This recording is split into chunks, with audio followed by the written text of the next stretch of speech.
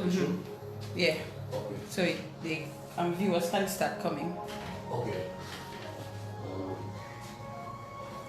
Good. You don't have to use the headphones all through if you prefer not to, because it's just me and you until I take calls. Okay. Yeah? So it's up to you. Okay. Some people don't mind the headphones, some do.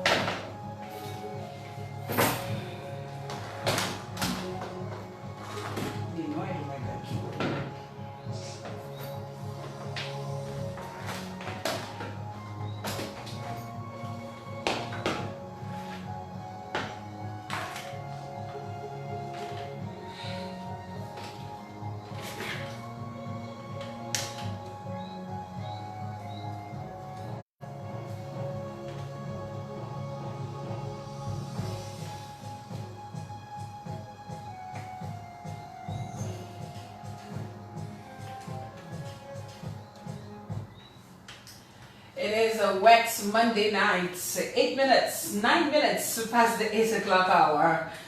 A wonderful, wonderful night, or good evening, I should say, to you tuned in and locked into the In the Spotlight radio show tonight.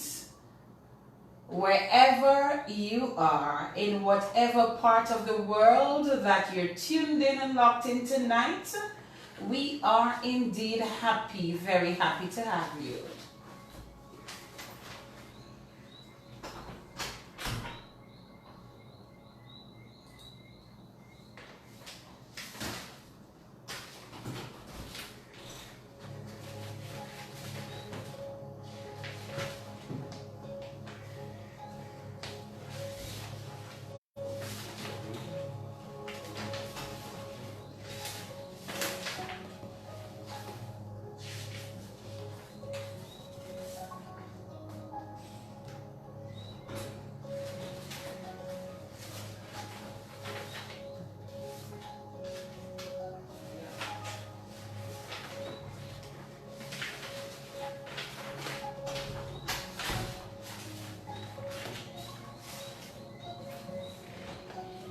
Acknowledging Q95 FM radio for always allowing me the opportunity to be here on a Monday night. No interference, no involvement.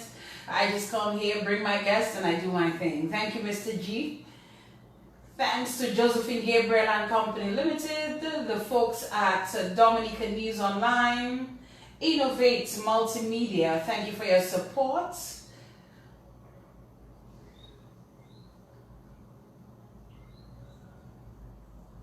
I also want to just acknowledge again tonight Chemo Astafan. Chemo, thank you again for the gift of the tripod. You know, occasionally I have to show some gratitude because it has come in and continues to play a significant role in ensuring that our Facebookers, those who are live via Facebook, can get to view our guests. We don't have a whole TV video production going on in here. We just have a tripod, a handset, and we go live, and you know, it's on the guest so you can get to see the guest. We're also live on Q95's YouTube and Facebook page. So if you prefer that option, it is up to you as well. If you want to view us live on Facebook, you can do that now via my Facebook page. And we thank you again for tuning in. We know that we're on the lookout for Hurricane Isaac. Isaac was named a hurricane last night. When we got the 11 p.m. position last night, we were informed that Isaac is now a hurricane. Expected to pass above or near Dominica by Thursday. Continue to make your preparations, because heaven knows we are not in a position to deal with an Isaac or any other at this time. 13 minutes past the 8 o'clock hour. This is the In the Spotlight radio show. I have to tell you, coming up in just a while, our guest for tonight, just for some background information. So I always say to my listeners, to you, my listeners and fans of the program, that I welcome anyone who wants to recommend a guest to be on the program. And there is a gentleman by the name of Ronnie. He's not based in Dominica at this time, but this gentleman one time inboxed me and said to me that there is a gentleman he would like me to bring on the In the Spotlight radio show. And then he said to me, the person has been a teacher for umpteen years. He's from the community of Marigot. He's a community man, and he wants me to bring him on the program. No problem.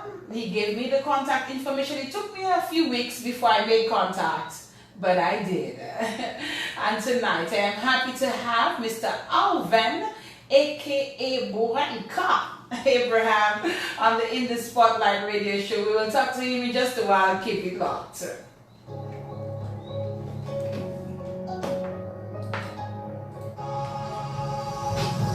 In the Spotlight on Q95 FM radio every Monday night from 8 p.m. In the Spotlight, featuring people from all walks of Dominican life. Spotlight With them, triumphs and with your friends. dreams. He's laughing at me. Oh my God. Including politics, religion, sports, business, music, culture. They're not working tonight? And more. Get it to know our farmers. Yes, sir, Ronnie. And the ordinary Dominican. Thank you for tuning in, guys. We really appreciate No it. limitations, no restrictions, no holds barred. In the Spotlight will also spotlight interesting topics, issues, and relevant situations. Don't miss In the Spotlight on Q95 FM radio every Monday nights from 8 p.m. In the Spotlight. They tell you don't be nervous. Some person, it wasn't Ronnie, somebody else says don't be nervous. Let me see if I can see Monday night from 8 p.m. Joanne Prince. Featuring Yes, tell him don't be nervous. He's not nervous, he's alright. Spotlighting the triumphs and the tragedies, dreams, hopes, and aspirations, untold stories, touching the human and personal side of our people in politics, religion, sports, business, music, culture, the media, and more. Getting to know our farmers, public servants, youth, the ordinary dog. Ronnie, tell you sorry for putting you in the spotlight. After you do it already, then Ronnie. You want to ask me if you're nervous? What are you giving sorry for? Issues and relevant. Ask if he's on. Don't miss. Sorry? In the Spotlight. Ask if he's on. FM radio. My friend and brother, I am here, William James. St. Martin locked in.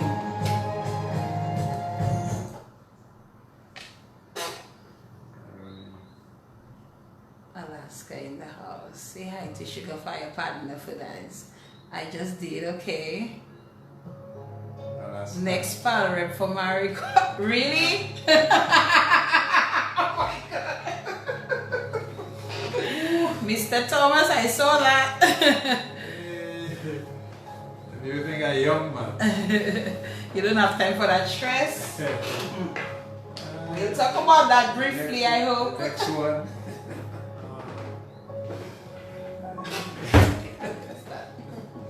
Next one.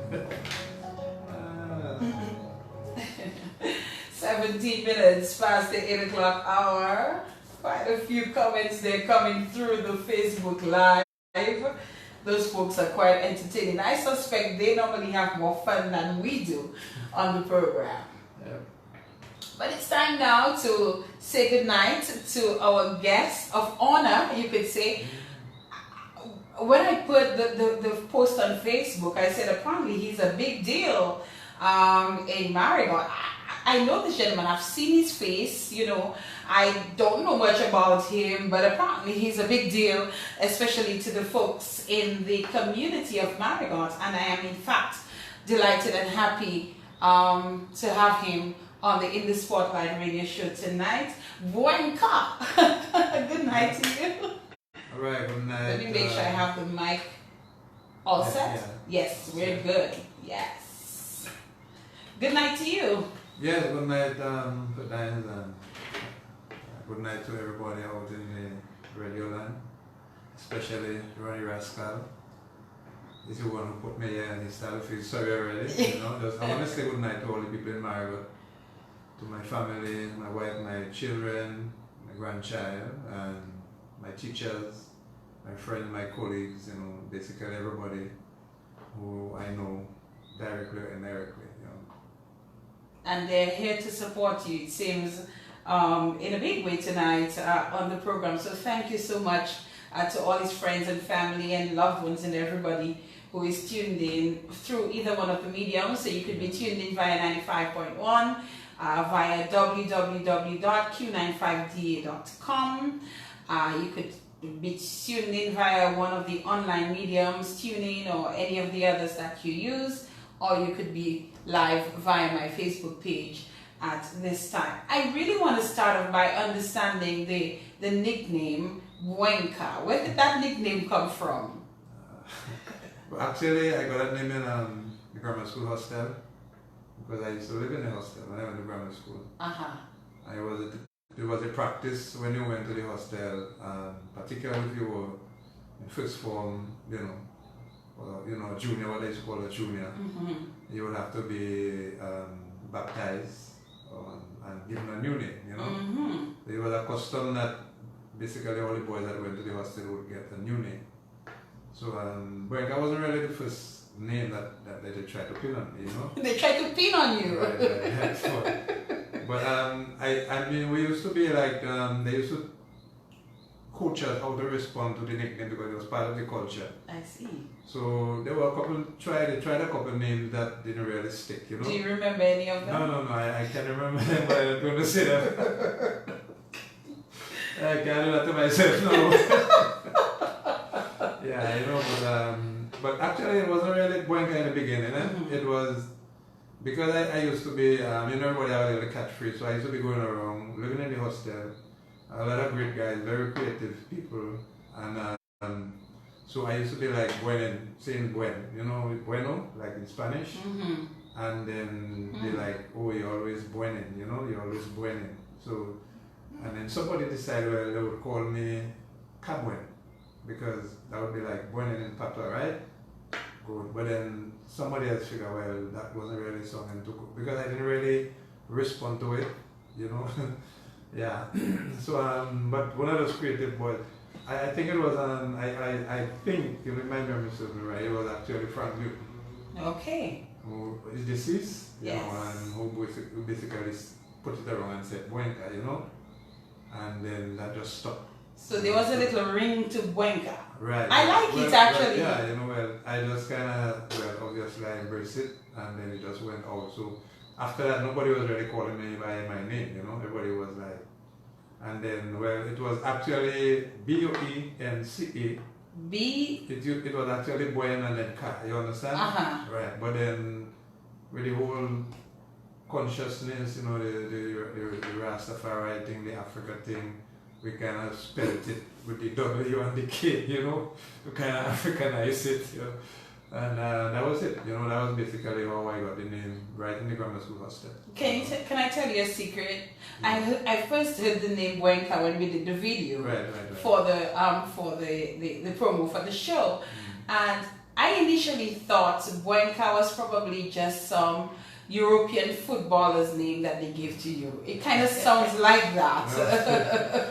Yeah, well, exactly. The name was so good, that it just, and basically I said after that, nobody was actually calling me by my name. Even not teachers. Aaron Thomas, for example, used to be my teacher, and that's how he called me up till today. Bwenka. Right, Because you were out waiting, right, exactly. And then the two pastors came out, and they acknowledged you as Bwenka. Right. So I don't know what I'm going to do tonight. Am I going to go with Bwenka? Am I going to go with Alven? Alright, you could go with Bwenka good. Bwenka is fine? Yeah. But your actual name is Alven Abraham. Is it Alven or Alven? Well, my name is, that is another... Give it to us, Bwenka. Well, my name is actually... my name is actually Alven. But Alven is a little bit off. Most people know Alvin, you know. As in Alvin. Right, you know. And you know those people in the registry like to do what they want with their name? Right. So they basically put Alvin instead of Alven. But I mean, that is the name that I was actually given. Alven, you know. So right now, legally, the name on the legal documents is Alvin. Oh my. Yeah, but on passport and everything? Everything. But you spell it Alven. No, I spell it Alvin. So where did I get Alven from? Well, because Ronnie gave me Alven. Well, because that is the name that everybody in America calls me because they know that is my name. Okay. So it's just a matter of, but it's one and the same name, and I mean, if you think about it, you know, it's.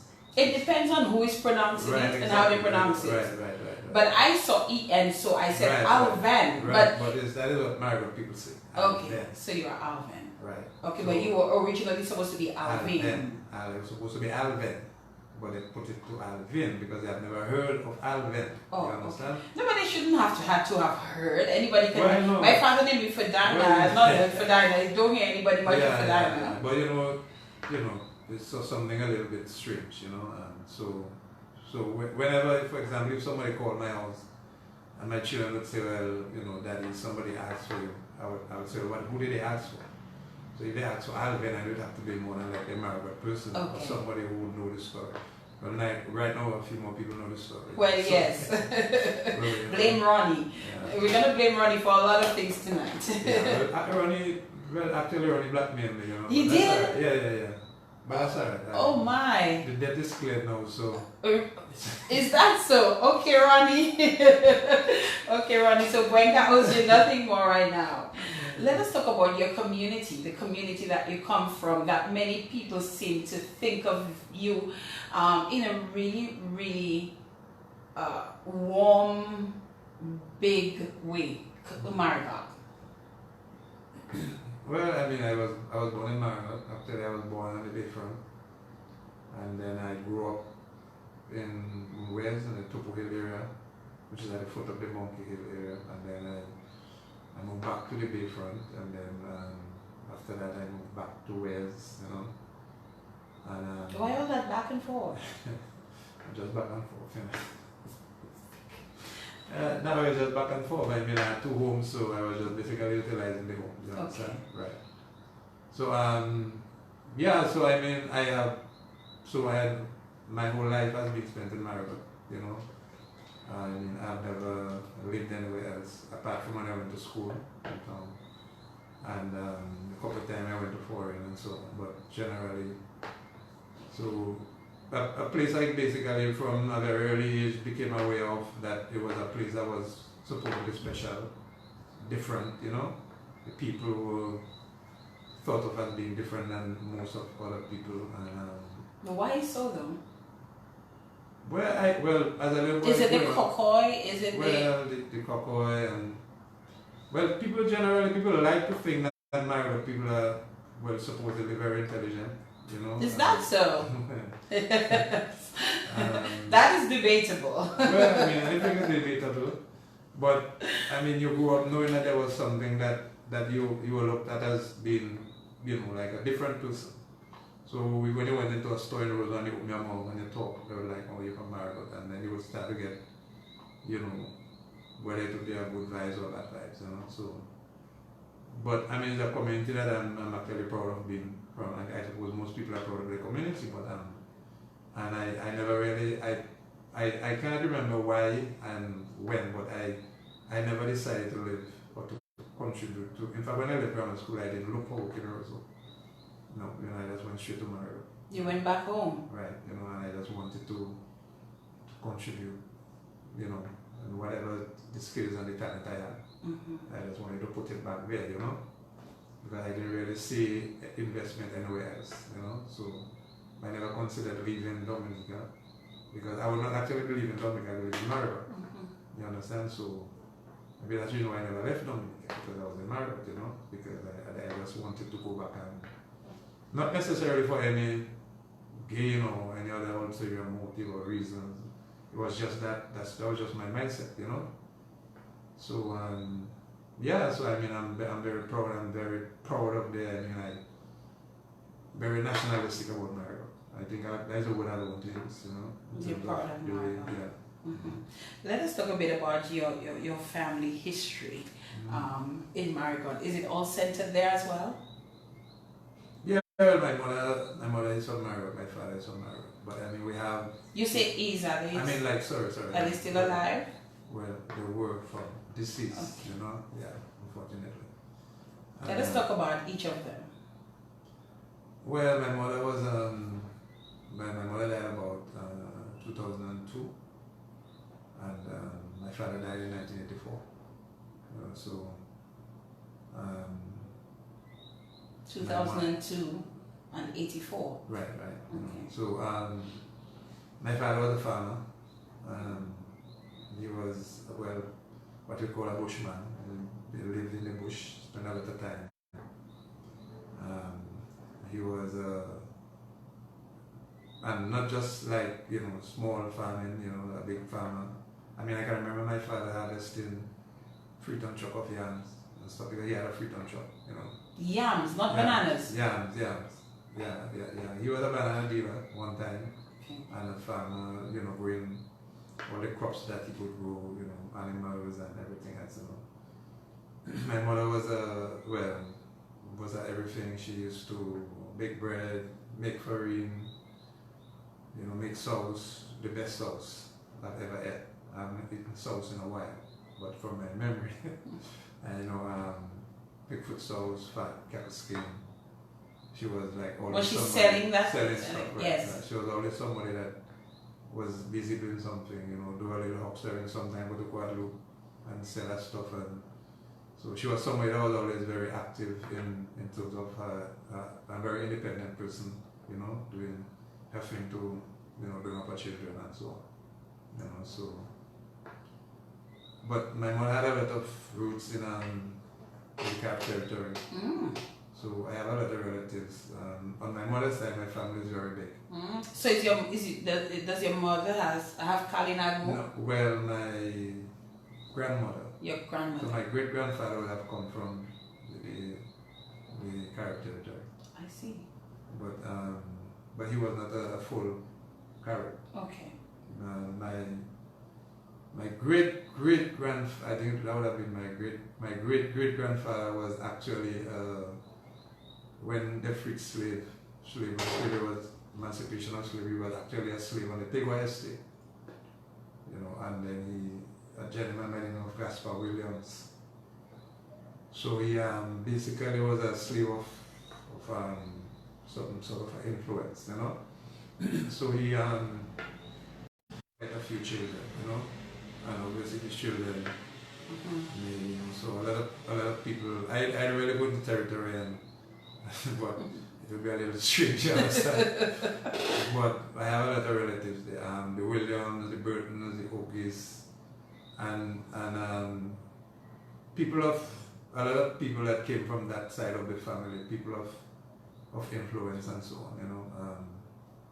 You know, the Williams, even the Granos, they came from the Ogies, you know, and the Burtons in the territory. So like the Carib Chief, you know, Kelly Grano, Ashton Grano, Barry, all of these people.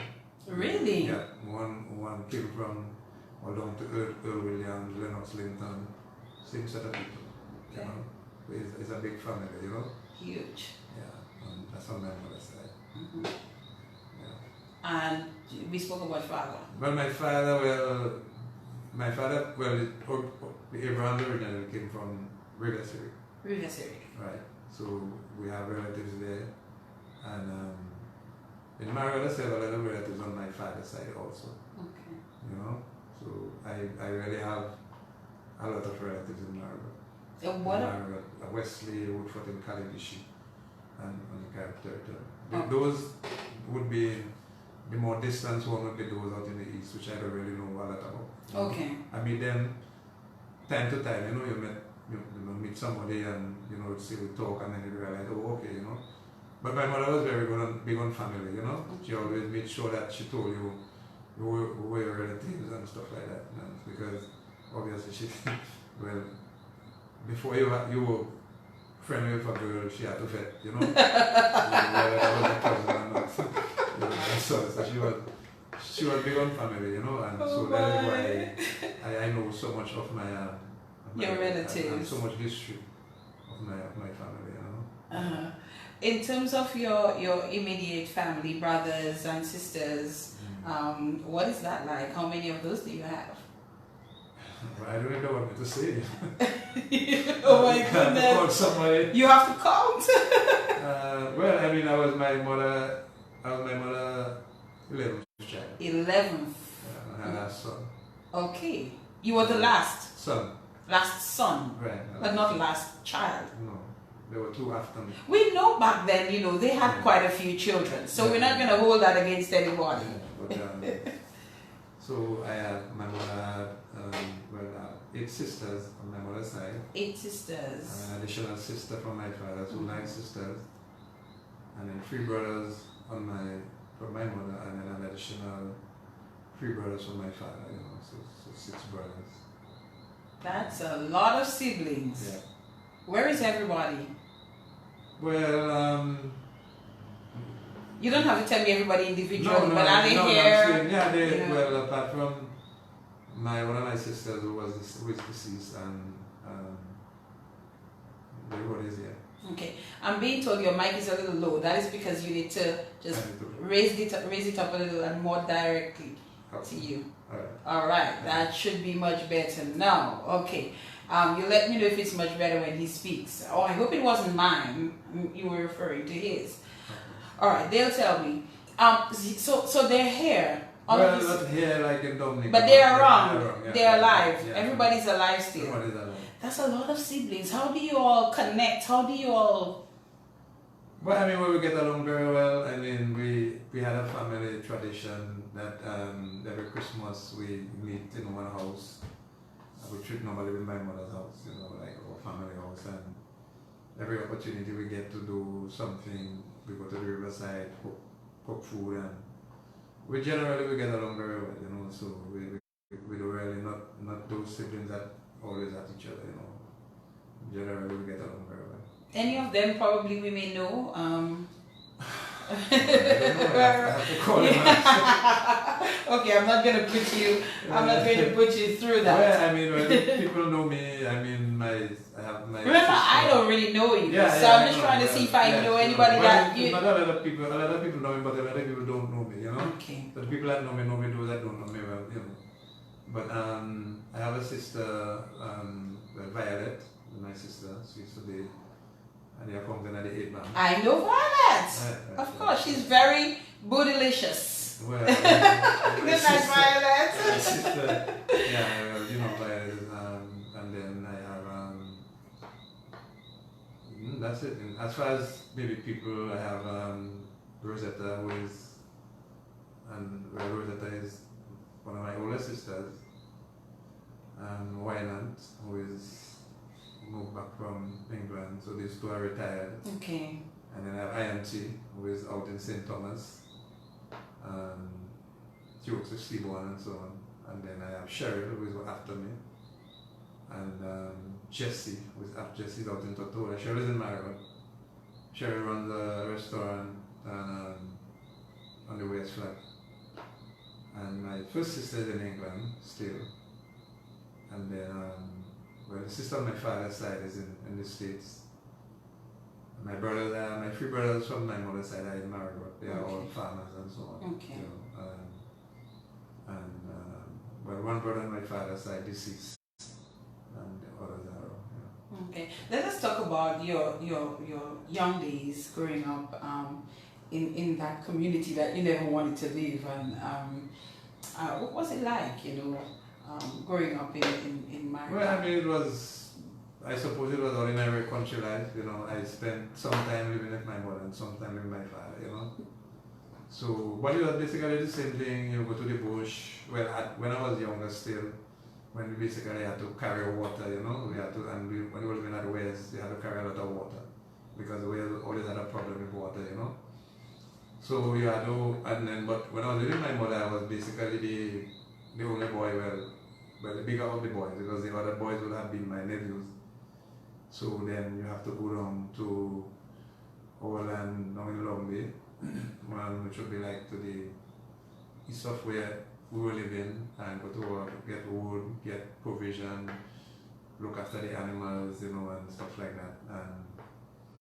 And that was basically be the activity, you know. It wasn't really anything. It was holiday time or weekend, you go to the river. Well, my mother used to bake, so sometimes go to the open river, go and celebrate on the road and stuff like that, you know. And on my father's side, my father had his land in the governor, and he had another land up there, you know. So that was like another adventure. Go on weekend, spend the holidays up there, you know.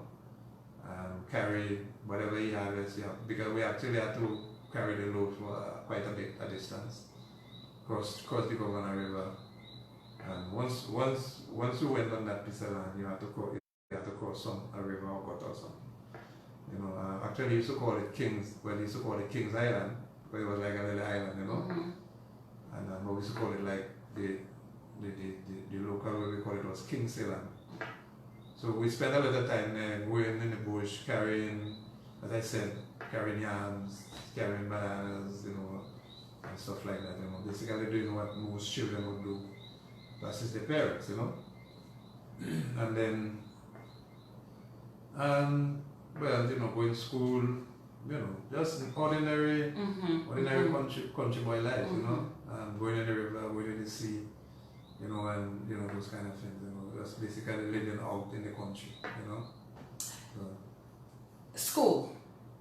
Where did you go to school? Primary school? I went to primary school in Margaret. Well, initially the school, before 1969, there was not a central primary school in Margaret. Okay. So this school was like scattered at different points in the village. So so you went to different. At one time I went to the school that used to be at the area they call Point in Margaret, Mantipo Point, where Kibla Males has some facility over there. So they used to have an exchange over there, right? And that was the actually that part of the village was where Margaret really was. That's where the village really was first built around, you know. So so I went to school there, and then there used to be close to there used to be an Anglican church. They had classes there too, and then in 1970 when they opened up the school at Wales as it is right now, you know, I went there. So so I did my primary school in Margaret. Yeah. Okay. Back then, in terms of examinations to get into secondary school, how did that work? Was it common entrance? Common entrance, yeah. It was common entrance. Yeah, common entrance had just started about, I think, 72, 73. Before that, it was like you would write exams for different schools, you know, whether it's by SMA Grammar School, whatever, you know. But in 73, in 72, I went common entrance in 72 first. 72. Yeah, first, and then first. Yeah. What happened? You said first. Well, that was well, in those days they used to give what they call a supplementary pass. So I got a supplementary pass, but I didn't want to go to this. What was inside of my head was grammar school, you know. So you wanted to go to grammar school, right? The supplementary pass would have maybe sent me to PSS. I see. You know, so I wasn't really interested in. I already know why, but maybe because some of where I was living, you had a few guys that were living higher up that was going to grammar school, you know, and they see they're walking up on the weekends, and you know they're talking about grammar school, and you figure into yourself like that's where you want to go to. You want to be part of that, you know. So then I basically, my mother said, well, if you want to go back to school, if you want to go to grammar school, you have to get a scholarship. So I went back to school. Well, I was aged to go back to primary school, and I did my scholarship, and you did your exams? I did my exams, and I got my scholarship. So you went from supplementary pass the year before to scholarship? Well, yeah, but I could have gotten scholarship. So what happened? What happened the first year? I don't know, I mean... What kind of primary school student were you? Were you troublesome? Yeah, well, I was very troublesome. Yeah, but...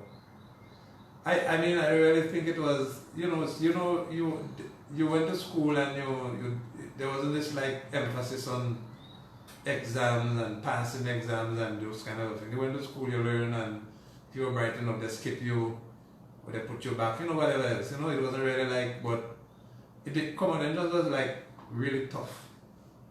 I mean, in those days, because you had to write the exam, you had to basically, it wasn't multiple choice. You have to do working, put your working on the side of the paper and, stuff like that. So it was maybe more difficult to pass. If you got a supplementary pass, you would have maybe gotten it was maybe equivalent to a scholarship today. Okay. Because the quality of the work was much higher. It was much higher, Yeah, in your opinion. That's my opinion. Yeah. And so you got your scholarship. Yeah. You were excited. Well, obviously. Yes. When you get a scholarship in Marigot, a few things happen after that. People start to pay you like a mind. You start to get extra sweet in the shop. You see, Oh my God. that is Miss Millie Boy that got the scholarship, Miss Millie Boy. Your mother's name was Millie. Yeah, that's Miss So Millie you Boy. get a little more, you get a little respect. Well, it's not that. Then you had, Violet was a scholarship, and she was very high in the island too, So you're a little rivalry, and you're trying to get it too, so you can show how well I get scholarship. I think I'm close to that, But you got your scholarship all the same. Yeah. So, Do you remember what happened after that once you got that scholarship? In terms of getting ready for grammar school? What was the process? What had to be done? Well, you just the same process. The holidays you went to the bush and carry load to get a pocket change. There wasn't anything that I had nothing. There wasn't any ice cream to give you or anything like that. You know what I'm saying? You just tell you, well, you did very well, but you felt good about it because it was a big thing. You have to understand, Marigot, there was a history of that, this kind of excellence so you wanted to know that at least you went into that groove and you came out of it with what everybody were really looking up to, you know what I'm saying? You got a scholarship and people pay attention to you, I really know right now if people pay attention a lot but in Marigot, when you got a scholarship, as I said, a few things that it was a big deal. Yeah, it was a very big thing. It was a big deal. Yeah, it was a big thing. So, the next process, what father had to bring you down to town? Do you remember what happened? That was basically my mother, really. I was more like and then Violet was in town going to school, so, and she was really the big sister that was in town. And, so I came to grammar school and then I lived, in those days a lot of people used to board, but the hostel life had kind of appealed to me and so on, so I asked my mother to bring me to the hostel to live and so on, and she agreed. Tell us how the hostel situation worked. Well, the hostel was, it was situated right on the compound itself. So we had, there was a hostel master, and there was a matron of the hostel, and then there were the cooks and the people who clean, and then the building was divided into two. So you had like the junior section and the senior section, and then you had the bunks, you had a bunk for two, and then you had your cupboard, and then basically that was it, there wasn't any apart from the hostel master, and you were living within the school, but some of the rules that were applied to the school itself were not really applied to the hostel. Because, for example, if you live in the hostel and you had a fight, it was regarded as like a domestic thing. Okay. Like a home fight. So it was really like you were fighting in school. Okay. You could get punished for fighting because they had rules, you understand? But it's just that. So, but it was generally about 52 boys that lived there, and most of the time, sometimes one or two more. And we were just basically there looking out for each other, Did you have to pay? Did your parents have to pay? Actually, to live in the hostel, you had to pay $1 a day. $1 a day? Yeah. But $1 a day at that time, he's laughing. I don't know if it was a lot, but it was, and then, $1 a day. So if you went up on weekends, they subtracted the $1. Oh, really? Yeah, right. So you could pay as little as maybe $25. $25. based on the amount of weekends you went up. Some guys went up every weekend, and some guys who maybe were more involved in other school activities, you know, like, but eventually when I started playing at a cricket for grammar school, then, you know, you stay around weekend to play cricket and stuff like that. So, but, I mean, it wasn't really, you could pass a scholarship, you were getting $15 a month, so things like that, you know. And your parents paid for that? Yes. Parents paid for that. Let us talk about your days at grammar school. That's my alma mater too. I'm always so proud to say that. Okay. Tell me about your days at grammar school. I mean, the bad days?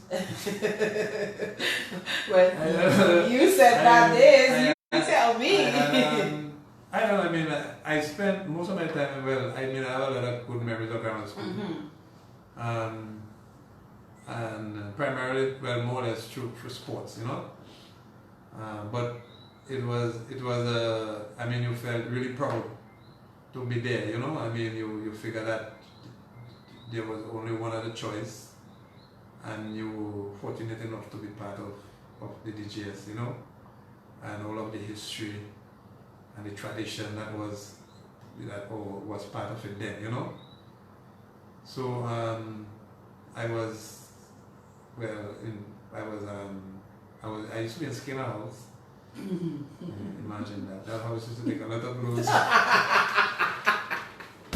I thought, in my time, I think it was BJ that used to take a lot of blows. No. When I was in Skinner, I'm telling you, man, I mean. But we were the only ones that had a prayer, right? We had a prayer that we the prayer was never your much. We had a prayer that we used to say before every game. Do you remember it? I think I can remember it, you know. Yeah, something. Yeah, I think if I think about it, I can remember the prayer. Okay. You know? Because the one time I was the house captain. Oh, you were? Yeah, you know, and so. But then the Skinner color was brown, and then if it's still brown, and then we would like try our best to change that color, you know, one time because things are always brown for Skinner, you know. But yeah, I mean. Wait. You ever tried to change the color? Yeah. Like really trying to change the color? Trying to get the school to change the color? But.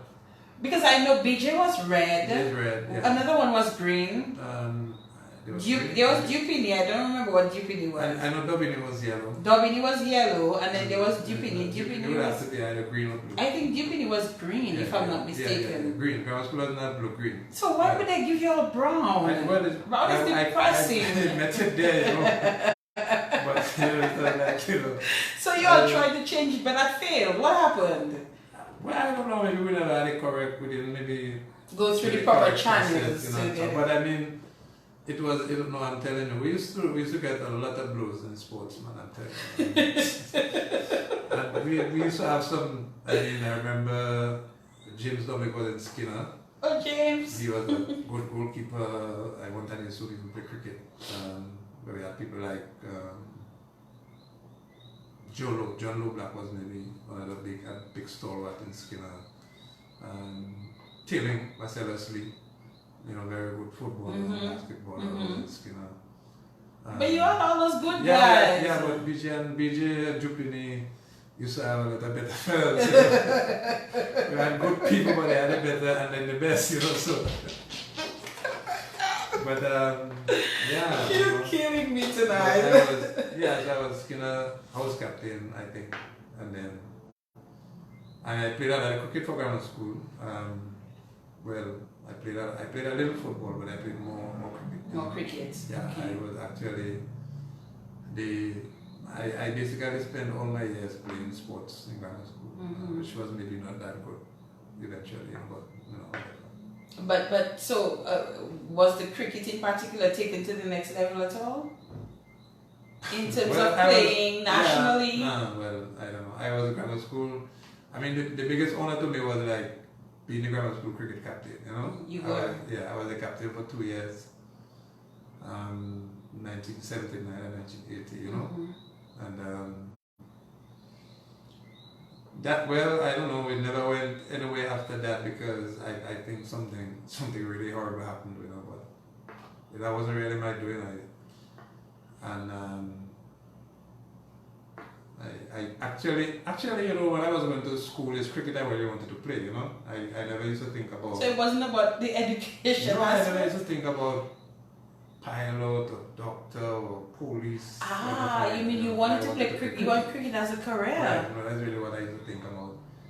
And were there any cricketers who were playing for West Indies or internationally that probably you idolized? At the time, you well, during the time I was at grammar school, you had people like, well, Grayson Shinawara had played already. You had people like, Alven, but played while I was there. Norbert Phillip and these guys, and you had, but you had people like Chiki Kentish, who was somebody I knew in school, and we were very good friends and so on. But even from Margaret, it said Margaret had a few outstanding cricketers, So, you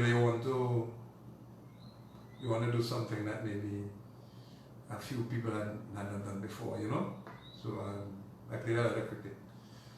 But that basically didn't go where I was expecting it to go, because as I said, I keep saying to people something might happen. Something might happen. Yeah. Is it something that you're aware of, or well, you prefer not to talk about? I know what happened, but I don't think that. Well, actually, to put it. Give us a sense. To give you the short part of the story, I used to be a left arm leg spin bowler, and at the time, I don't really think based on what used to happen, but based on what I used to be getting from playing and so on. But in 1980, what really happened was that, which was the last year that I could play on the night of cricket, I went to the trials, and I've been to the trials 3 times before that, right? So I was always there. And then in 1980 was kind of a career because I was actually, in the training squad, you have to play a trial game, right? So I was actually one of the captains in the trial game. And, unfortunately or fortunately, the game was rained out. And then when the people met to select the team, they didn't pick me, Oh. And that was a little bit strange too. That was difficult to understand because, Were you good at it? Were you good? Well, I think I was, yep. Most people think I was very good. Okay. And so on. But being the captain in the grammar school, you have to be good. Of course, that's my thoughts. That's what I'm saying. But and so. But that was really the best part of going to school for me. Apart from the socializing and making a lot of friends and people that you are friends with. All up and all, Tell me some of the friends that you made in grammar school that year. I can't remember the That you might remember some of them now. As I said, classmates from some of the more, you have a little cliques. Yes. So in the latter part. The pastors said you went to school together with them. Was that? The pastors earlier on. Which pastor? The pastors. Right. No, I met, no. It's one of them, Rodney. Rodney, right. Yes. Right. I see this recess. Yeah. He did say one of yours said, were you a bully? No, were you bad? No, I wasn't bad. I was not bully. No. I was in grammar school. I was a little bit popular, Okay. Yeah, because I gave So you used sports. to eat his recess? Pastor Randy Rodney recess? No, that is a joke. Or he used to share with you? Yeah, but you're guilty. Yeah. No, some of my, as I said, is a lot of people in grammar school. Some of them who, one time I was in class with Danny Luby. I was in class with, even all the way back to up to first form, all the way down, and then in the end you met people like John Loblack, Tilling, Tusha, these kind of guys who played sports, got to know people like, young Bull, Val, much younger, I used to try to teach him to bowl, Oh, Val, Coffee? Yeah. You used to try to teach him? To teach him to bowl, yeah. But he just wasn't up for it, or what? Oh my goodness. You mean you're going to get my friend Val to get vexed with me tonight, yeah? No, but I knew all these guys in grammar school, some of them were young and I was, some of them were, but lots of people, I cannot even remember names. Yes. Lots of people. But overall, how would you categorize the grammar school experience? Well, I mean, it was great. It was a good experience. Yeah, I mean, you had a good mix, you know. You had the time to play, and you also had the other opportunities to explore, you know. Was it all boys at the time? No, when I went there, they were girls. Because I think the year before, the girls maybe went in 72, I think. Okay. So yeah, but it was good. You know, grammar school was a good experience. You know, I mean, when I walk in town and I see them now, I wonder, you know, if they having how they thinking about their school, and you know, and whether they were as proud as we were, you know, to be going there. And so because at the time the other one was the SME, you know, the competition was the SME, you know. So as you said about being proud to go to grammar school, I think I wanted to go to convent, but my father said everybody went to grammar school, so everybody, the older siblings had all gone to grammar school. He had gone to grammar school, so we had to go to grammar school too. Until it got to my two last brothers. They said they wanted to go to SMA, and they got that. They got their wish. We're going to take a break. It's 8:59, the time in our studios. When we come back, we're going to get to know what happened with Alven, Bwenka, Abraham, post-grammar school days. We're coming right back. Keep it locked to the In the Spotlight radio show. Thank you again for choosing us tonight.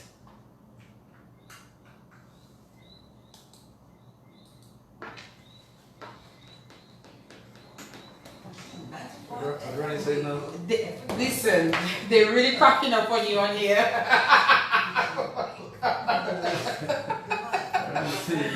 Oh my goodness! You have to take your time and read all those comments after.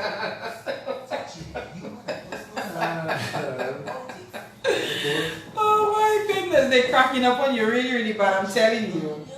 You'll be laughing at Val now. Oh Lord. You all are mean. Oh goodness. This is going really nicely. I love it. In the spotlight will also spotlight interesting topics, issues, and relevant situations. Don't miss. They were talking about a truck story there. I tried to pick up on it, but I was a little late. A truck. Was there some truck? maybe like when to school on the truck. You used to go to school on the truck? Well, that's all you used to ride. So at least that's what they were probably talking about. This truck, maybe, I don't know. Depends on who. Monday nights from 8 p.m. But at the time it's truck, you just have to get up 4 o'clock in the morning. 4 o'clock in the morning? Yeah. Oh, yeah, I wouldn't be able to do that. Lord Right, Jesus. sure. But I shouldn't say I wouldn't be able to do that, because when I used to do DBS and I used to do the early morning shift, you have to be in the studio for 5 o'clock. Yeah. So you have to be up at least by 4. And Like sometimes I go down, I don't do without unbed the truck when when the truck going up climbing the northern hill, we don't unbed along the way, so we don't pay. So you wouldn't pay? Wait, oh my God, they said something on this day. The truck is to struggle. Let me see if I can see it fast before we resume. Oh Lord, so many comments that I don't even know where to go, man. Yes. This is my uncle. He used to beat me for nothing sometimes. That's say he used to beat them. Who I say that? It was Elvis Abraham. Mr. Bowie Truck. Look, somebody write it for me. Mr. Bowie Truck. That story there, boy. Trust me. No, we have to talk about that. Mr. Bowie Truck. My sports teacher to netball.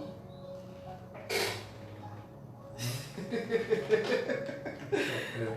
Oh, these viewers, they are the best. 2 minutes past the 9 o'clock hour. This is the In the Spotlight radio show. If you're just tuning in, our guest tonight is a gentleman who goes by the name of Alven Abraham, aka Bwenka, which seems to be the name that everybody knows him by, and he has given me permission to use it as well. Whatever medium you tuned in via tonight, it is our pleasure to have you, but I really have to say a special good night to those Facebook viewers, the Facebook Live viewers. They seem to be having quite a bit of fun on our account tonight, so, but we don't mind. Before we talk about the days post Dominica Grammar School, something came up on the chat there that I must ask you about. They're talking about a Mr. Boboy truck. I want to know what that is about. Well, I mean, we at the time it's truck. It's a way truck to go to truck to go to school. You would the street on trucks, right? Mm-hmm. And you would. When you say 3 tons. This well, A truck. Right. Yes, well, like my sometimes Uncle they have Moses. the smaller ones. Now, but normally those that were used to carry people was a 3 ton. You know? Okay. Right. So, I think my Uncle Moses from Pisher probably had a 3 ton truck. Right. So but then, well, I mean, you had another.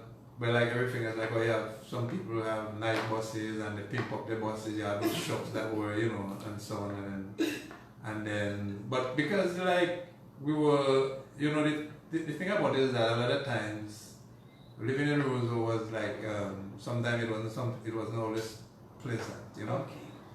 So you want to escape and go out to the country and so on. No, Mr. Boboy was an elderly man that had a truck, and so he used to drive. I mean, I had an experience in that truck at night. It was totally horrible, and driving very slow, obviously. So if you leave Roseville at like 2 o'clock, you reach Marigot sometime like maybe 7. Half of your weekend gone already.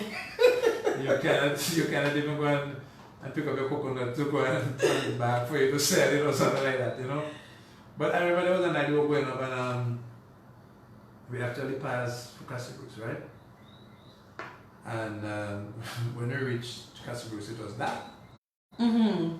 And Mr. Boboy light wasn't really coming on, The light wasn't coming on the truck, so basically we had to, there was a lot of us that used to,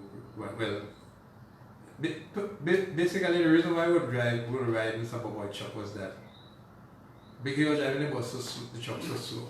So when he would be climbing up north and in Marigot, we would jump off. So I mean those days I was like people didn't know with your books and their clothes, So because we don't want to pay him, you understand? So as he climbing north and he'll be driving very slow. So by the time he reached Marigot and he looks behind. The truck practically empty. Basically most of the young boys, Oh my goodness. But that day it was really desperate. That was the only truck out of Roseau. So we went and then we had an experience where when we reached Casabruce going towards the territory now, no light. Mm-hmm. So the lights on the truck were not working? No. So you had to so you had to get some guys who on the hood of the truck with some flashlights. No, serious, what I tell you. You're joking! Yeah, no. And have to be like making noise when you're coming around the corner, like. And I mean that night you didn't even want to jump off the truck up the hill anyway because it was so. At least 6 hours. Trust me, we really reached Marigot or my mother was one time where you were, if you came up, what you come up and Mr. Boboy and and they would tell you but he had his customers, he generated slow, but it wasn't really it wasn't a young people truck, you understand? So once you went on that truck, it was like a mischief, you wanted a free ride, you want to jump off somewhere, Oh my goodness, I'm going to give you a joke, right? Something that your good friend Ronnie wrote. He said, I used to live in Virgin Gorda back in the day and I could have picked up DBS that far. One Saturday I tuned into DBS and there was a cricket game carried live on DBS. So Ozzy Lewis was the commentator and Bwenka came into bat at number 6. I think you came in at number 6. He said, Ozzy said, every ball Bwenka faced, he looked outable. I look what? Outable. Well, once you eat, you can also. Well, I suppose I was getting easy to out, but if I face every ball, let me say, God. if I face every ball and I face a few balls, right? So I was that out of blue. But you see, Ronnie is you know, well, you know, Ronnie used to go to I don't know Ronnie. Ronnie used to go to West School, right? And you know, he was very small. So sometimes when he touched you, you would have to look for him, you know? You know, if you look like even to your waist level, you know? But he was a decent little footballer. Okay. So a joke on Ronnie now coming forward? well, not really. Okay. So but it was just like, you know, because remember I used to do sports. So what used to happen was that we would train our football team at West. At the time it was West School. And then after a year, 2 years, I would go to St. Andrews and they would come back and beat you, you know? So there was a year I kind of got fed up with that. So I decided, you know, I was going to beat St. Andrews. You know, I was going to train my team to beat St. Andrews. That's right. Right. So I mean, I got the team together and we went to Londonderry to play against St. Andrews. And they scored first. And then they scored second, and then they started to get excited and all that. But you know, I was training my boys to beat them. So my boys we used to do a lot of running. So we were running and we were running. After a while, we started to see them. They started to get tired. We scored, and then we scored, and then now, sometime coming down to the end of the game, classic football, we got a free kick. And the free kick was, I mean, no exaggeration, maybe about 30 yards out of the box. And we had actually practiced, you know, because I would go on the field and, you know, as the coach of the boys and, you know, set them, if the ball is here, this is what we're going to do. And that game, boy, I telling you that we got that free kick in the perfect spot. Wow. Yeah. A practiced spot. Yeah, perfect spot. And I called on my last defender, my libero. I tell him, you know what to do. You're either going to tow it or you're going to lace it. I don't know what that means, Well, yeah, but okay. You don't know. But Football language. Football language, you know. And I'm telling you, man, you know, that boy took a little run and he kicked that ball and that ball just flew like a missile into the top corner of that net. And he scored. And just broke Ronnie, Carissa, the whole night. We just broke the heart. We just totally imagine the victory. That victory was so devastating that I think Ronnie and them convinced the principal to suspend the goalkeeper, you know. Really? Yeah, no, serious. Are you kidding The me? goalkeeper was suspended because they didn't understand why the goalkeeper allowed the ball to pass. But trust me, I don't know much goalkeepers that would stop. It was technique. Yeah, man, it was practice. I mean, It was planned. It was those things that happen where you would just after that you just go home and sleep. Because you know, he always had that against me, you know. So whenever you see he come at me, I just remind him of that. I just tell him, remember the free kick? Yes. And that's it. And he shuts up. He shuts up. Okay, Ronnie, one on you tonight. Okay. All right, let us talk about those days at grammar school and what happened after grammar school was over. Well, after I left, basically to deal with the disappointment of the cricket thing, you know, I basically went and yeah, you were very disappointed with that. Yeah, I was really, you know. I think you were treated unfairly. Well, I don't know. I mean, a lot of stories after that, you know, people were saying that I was, you know, trying to blame me, you know, about I was fresh, I was arrogant. Yes, Copa I was supposed to be, I was good. You were good. Exactly. I mean, Damn people that are good have a little right to be. But I was never that kind of person. I mean, most people that know me now, I'm a very, you know, I really don't like to bring attention to myself. Yes, you understand? yes.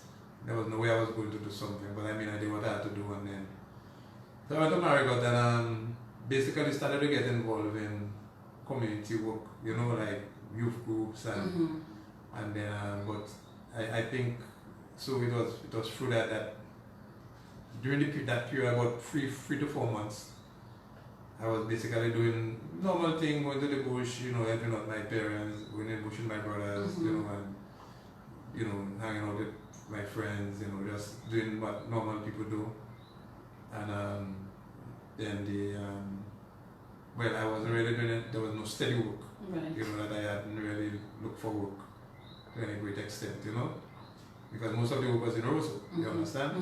But you did not want to stay in Roseau. No. I basically didn't want to have anything to do with, being around, because I think. Was it as a result of the whole cricket thing? Well, part of that, part of it was that, and then just the fact that I wanted to just go back to hang out, and marry, Okay. So, but there were not a lot of opportunities. Most of the work, mason, mechanic, things like that. Never really appealed to me anyway, so I was just chilling. And then I got a teaching job, You got a teaching job. Yeah, and that was just the start of a lot of things after that, So your first teaching job was at what age and where? Well, I was 19. You were 19 at the I time. was 19 when I started to teach. And I started to teach on the 10th of November. 10th of November. Right, Okay. And then at the time the school was at the Methodist Church, because the school was damaged by Hurricane David, So I went there, and I got a teaching job. I went to, the time principal was Mrs. Pascal, but before that, because of the sports, I remember there was during the time that I was in grammar school, there was a set of young boys that formed a cricket team in Marigot, and they used to call it Ranch Brigation, but I wasn't really part of it, so they basically asked me, to come and captain the team for them, Okay. So, and then because I was like trying to introduce like football and basketball, into the village in a formal sort of a way, that organized like a training for people, So I did, even if I wasn't really working, but I was doing other things, like You were getting involved in your community. Forming like youth groups and doing things like that, A lot of people would come to ask me for help if they wanted to, think for something or get something organized, So it was a lot of things happening at the same time, So it wasn't like I was just stagnant, Okay. I was being involved in a lot of things, And then so when I started to teach, I actually started to teach in my first class was a grade 7.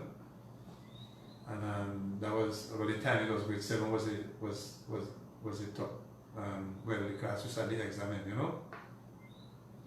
And I remember when I went to I was given the class, and at the time there were four classes, 4 groups of grade 7 students, and I was given the best, supposedly the best one. The smartest. Right, and I remember the principal told me, well, we hadn't got the scholarship for a while, so I basically went in, I spent a couple of days observing, from my mentor, and then I took the class over and started to teach, and at the end of the exams we did get scholarship, so that kind of raised my profile a bit, because now, you're a new teacher, you teach grade 7, you're getting children to get scholarship. You got scholarships? Yes, got The class, yes. that year? Yes. The year you came in to teach? 1981, yeah. Common entrance, yeah. Do you remember how many scholarships you got? I can't remember. But you got more than one? I know. Well, I know we got, that was the most important thing. So you were driven by the fact that the principal said to you, you've not had scholarships in a while. Well, yes, and then that was, the fact that I was a new teacher, and she gave me the best set of students. It was like a vote of confidence. But you didn't know anything about teaching. Well, Because I mean, you had just come from being a student, yes. yeah, but no, I didn't know a lot about teaching, but maybe it was just inside of me otherwise, you know, and I didn't really know. That is maybe where I was, all the things I was maybe shunning, you know, maybe that's where I was maybe heading, you know. So so once we got the scholarship, people started to look up to you and they started to regard you, they started to, so I got the other year I was given the class again, you know, and now people started to, you know, talk about teacher Bwenka, but well, some good, some bad, you know, because I was a very strict. very, very, very, very strict teacher, you know. Yeah, it used to be, I mean, generally I look easygoing, you know, but I was really easygoing when it came to teaching. You know? So, what was your objective in teaching? What were you looking to achieve with your role as a teacher? Being a strict teacher, working towards scholarships. What was your agenda as a teacher? Well, I think, generally what I really wanted to do was to lead children to somewhere better, you know? And that has always been my main aim, no matter what. Even when I came a principal, I was always trying to make a situation better, you know? So sometimes you have to, at the time I was an untrained teacher, so I never really had a lot in my toolkit, you know? The most you had was the things a lot of people don't really like to remember, and some of them you yourself don't like to remember but you were using what you had. But it was all about, it was being driven by a passion to see children succeed. And to basically raise, and you're talking from a community standpoint now, to kind of maintain what you grew up knowing that America was a place that produced a lot of brilliant people, you know? So you wanted to play your part in that, you know? And to help the children, because like some of us before then, we didn't really appreciate what we had, our talent and stuff like that, you know? So I was kind of glad that some of the experiences I had, I kind of brought it into play, you know, to make people know that no matter how good you are, you can always be better, you know, because you never really know who you're going to go up against and what you have to encounter, you know. So that was basically what that was, you know, basically. Your driving force. So, yeah. In terms of your intentions were always good. Well, no matter what way you went around doing what you did. Because I'll tell you, I saw quite a bit of comments here about you being a teacher who liked to beat. Well, as I said, that's what I had in my toolkit, you understand what I'm saying? So, but I don't know, I'd like to, the beating was a negative part of the good intention. You understand, if you can understand that. Yeah, I clearly understand that. It wasn't really like a malicious kind of a thing, you know, to see, well, you know, I was a malicious person and I was, you know, but I think, you know, you try to get people to, and sometimes you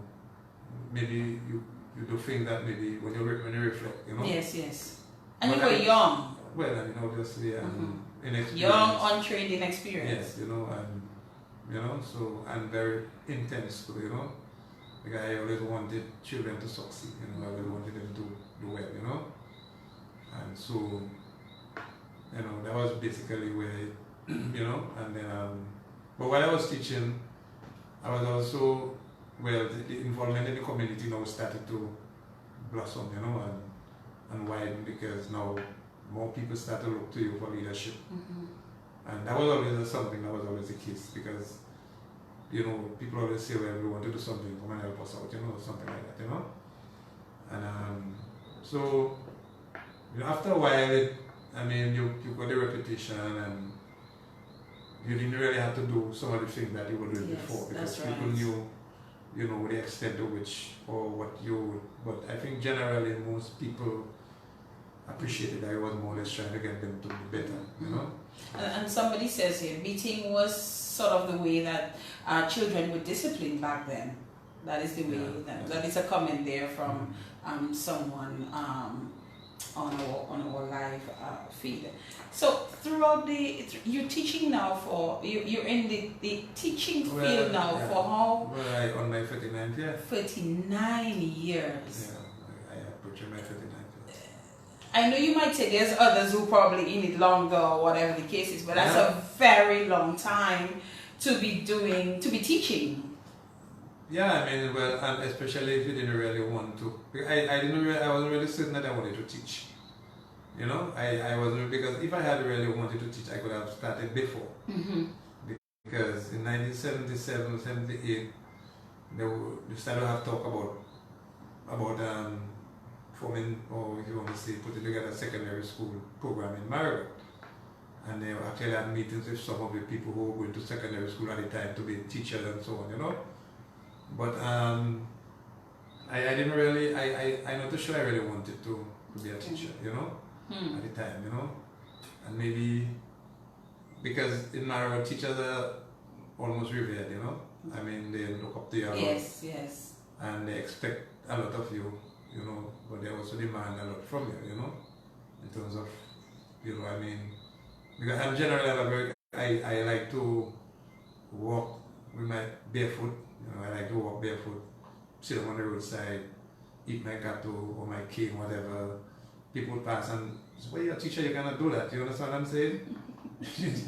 You know, so there's certain expectations. It had a lot of that, but I mean, eventually, you know, you just maybe have to just trim yourself to fit, you know.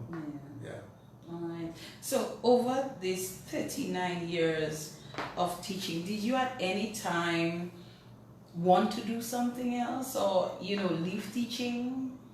Well, did you have any desire for something else? Well, actually, after about 2 years teaching, I actually, I think I sent out application to, you know, and I was actually interviewed to work at the aid bank. Oh, really?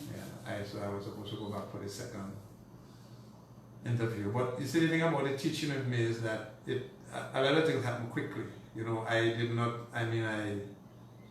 I was appointed quickly. I was appointed a teacher relatively quickly. Okay. I went to teachers college relatively quickly, you know, so a lot of things happened, so I didn't really feel stale or stagnant, you know, because there was always a challenge, you know, and then there was always it's like you want to do, next year you want to do something better. You always figure you're judging yourself against yourself. So you did that this year, and next year you want to do it better, you know, so there was always something that you wanted to do, you wanted to try, that you had to go back to, you know, you didn't really want to leave anything unfinished. You know, but that is the kind of a way teaching holds you, because you know, that is the way of teaching, you know, you keep on going back to do something better, you know, so, but there wasn't really anything that I could have thought of doing, because I never really, migration wasn't really in the picture, you know, I actually never thought of leaving. And there were no other jobs that, you know, I could really, you know, think of doing that I would really like doing, that would still offer me the freedom to interact and to associate and to be part of the community, you know. So maybe that's why I stayed teaching, you know. Take me through some of the schools that you taught and where you are today. Well, unfortunately, I only taught, well, like the only school I really taught, well, actually, my teaching was at Wes, which is now W.S. Stevens. And then, well, when I went to study in Antigua in 1989, I did business education. So I taught for a little while at the Antigua Girls High School, teaching practice for about 3 months, you know. Oh, okay. And that was good, because that is one of the most prestigious girls' schools maybe in the Caribbean, you know.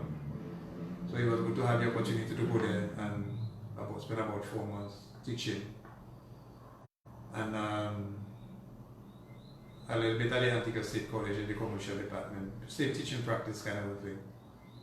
And the only other school I worked in Dominica is Wood Fort Hill, where I was a principal. Okay. You know? Yeah.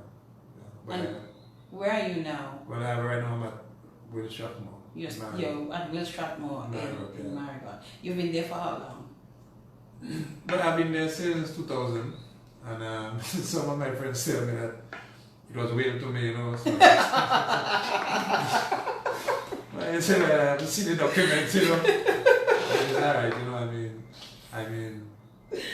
Oh my goodness, you have some interesting friends. Yeah. I'll say this much to you. It was weird to me, but You have some interesting it's friends. where I really would, if I had a choice, where I really want to be, so I don't really have any complaint. Okay, so you love teaching, Well, yes, obviously. and you still enjoy it even today. Well, yeah, because every day you have a new challenge. You understand? I mean, teaching. I'm not active in the class. That's what I was about to ask. Right. You're the principal. But, the principal so, now. yes. The principalship is a little boring, because you sit in the office and you have to, you're not interacting with the children, and you still have to give the teachers in the classroom space for them to develop their own craft and their own skill. Yes. Or you don't have to be over their shoulders all the time, and you have to give them space. And then you have to do well. Obviously, you have to lead what programs you want to develop, and stuff like that. So yeah, if you like challenges, then you will come back the next year to do something different. So it doesn't really look like this long time for you. It's just just like a step to make something better. So that's why it's not. I have not really seen the boredom in it. Apart from the fact that as a principal you sit there and have a time by yourself, And but in terms of going out and trying to change lives and better lives. Tell me, over the 39 years, and I know that might be a little tough for you, one situation, one student, something that will remain in your mind until you die. Well, if you can... If you can give me a couple. Give me a couple. Well, I don't know. There are a lot of children that I interacted with children. You see, my interaction with children as a teacher wasn't just like classroom, because I was teaching sports, and then I was still doing a little cultural thing on the side, doing the cultural aspect, doing the drama, the poetry, the creative arts and things like that. So it was a total interaction, So you have met children, but the children that I in my teaching career, the children I tend to remember the most are the children that came struggling and went out strong. All right. Because these are the people that Ronnie was one of them, Ronnie. No, Ronnie was not. Ronnie, I'm sorry, I had to give you that one. that was the children I have to be for. The people that were but in terms of academic bright children, but I respect that. But the children I like to really, I think I made a bigger difference for the children that were struggling, and always felt that I had the ability to make them learn something, So, and that is why a lot of them still give you the regard, because they know that it's you that really got them on the track earlier, But just the other day, for example, I had a student who left school, left WSU, and he went to Northeast. He had about he went to Northeast with 4 E's, right, from the command chance. Wow. And the other day he came and he told me that after he did his exams, he had actually passed 4 6, and I was really proud. You understand? Yes, because that is somebody who, who believe in what you were trying to do, in terms of because I remember when he did his exams in grade 6, and he came into the system from another country, so he was really badly off and stuff. Okay. And so he was crying, because he had let me down, Oh. And I was like, in my head I was checking, but maybe he let me down. I wasn't expecting, him to do. But I think you planted a little seed, and it kind of grew. So he wanted to prove that he could learn.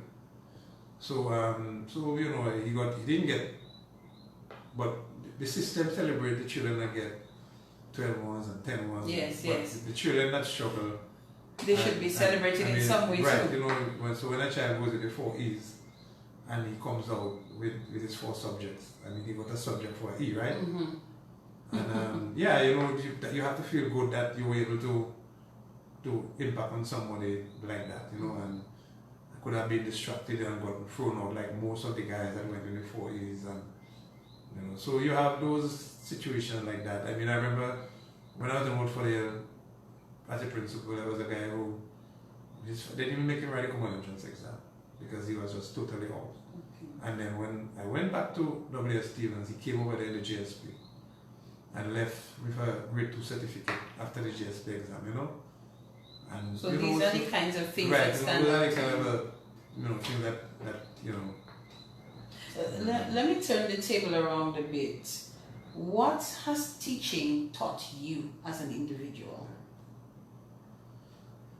Well, I mean, well, I think, well, first of all, one of the things I learned is that a lot of people are not aware of their own talent and Their own potential. Right, you know, that's where, you know, and sometimes the vulnerabilities of people, you know, how easy it is to break somebody or to make them, you know,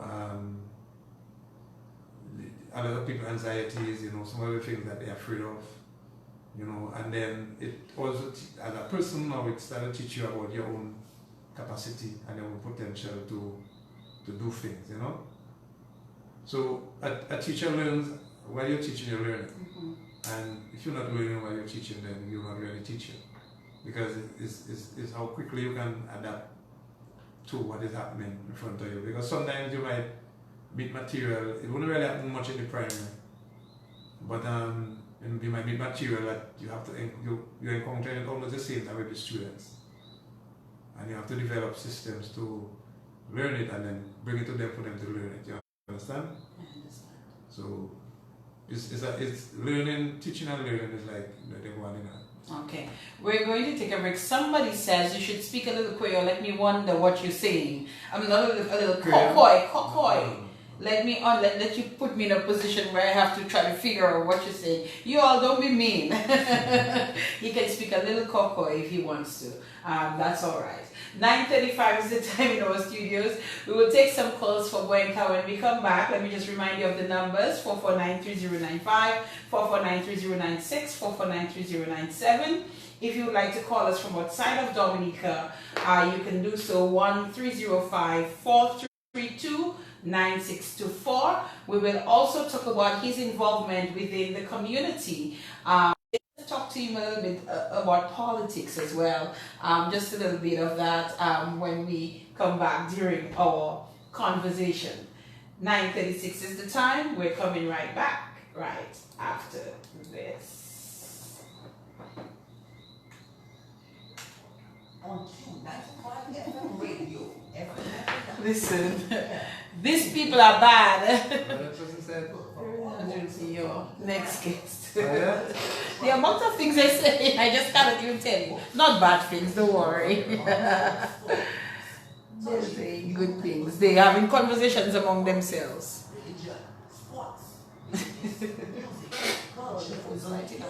So you have a headphone around your neck. Yeah, it's right. Yeah, they I don't know. I hope they satisfy you. Oh, they are. Trust me. I don't know. They are. Oh my God. Relevant situations. Don't miss In the Spotlight on Q95 FM radio every Monday nights from 8 p.m. In the Spotlight. You actually have above normal viewers than I do on a regular program. I'm serious. Your viewers say it seems a lot of married got viewing. Maybe those in the diaspora? Yes, a lot of them outside viewing for real. I see my former co-worker there, Diane Roberts. I don't know if you know Diane. I thought Diane. You did? Well, you maybe taught everybody in that area. Well, I taught a few people. We want to hear a little together. Of course, we want to hear a little together. All right, we're back. 9:37 is the time in our studios, and our phones are lighting up. We're going to take some calls before we continue the conversation. Hello, good evening. Hello. Yes, good evening.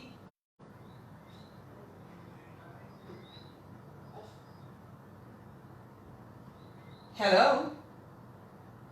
Uh-oh, why are we not hearing him? Please call us back. Hello, good evening. Good evening.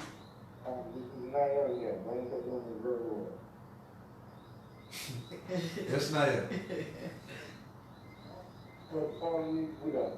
Even if you are our teacher, you teach us cricket, basketball, football, local. Even if you like you was our teacher, you was always that. You will never say he was our teacher. And he tried his best to stay there at that time. He could get any job in Saudi at that time. He really stayed with us in Marriott and he just cricket, football. One time I used to play the same football team, in my football team. Anyway, that's a good program. Good night. Yeah, Naya, sorry I used to beat you so much. Oh my goodness, maybe he deserved Well, it. I mean beating on football. Oh, you mean beat him in football? Yeah, yeah. Oh, Beat up- okay. Beat up uprising. I see. Okay. Hello, good evening. Good evening. How are you? I'm well, sir. And yourself? Bwenka, I told you the children from Sonia down to the one after Raleigh. Okay.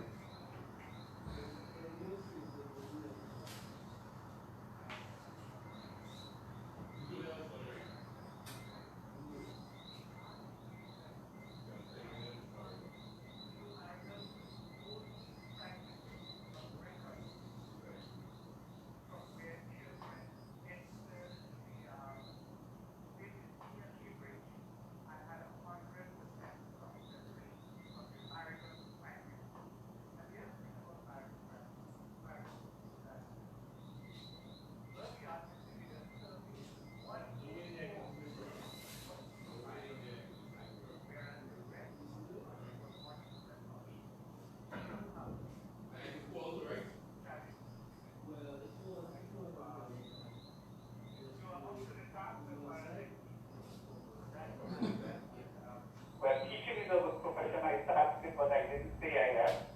And of course, we also have this connection in the Carib territory. My great-grandmother was a Balmont from out there, so we seem to be connected all around. Take care, my friend, and all the best. Yeah, all right. Thank you. Hello, good evening. Hello. Good evening to you. But go ahead, we can hear you. Yes, we can. Go ahead.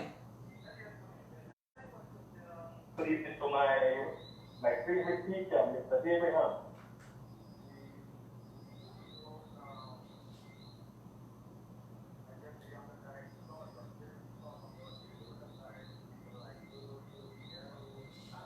It's very easy, you know. I pick your approaches. That's it. All right, all right. Yeah, all right.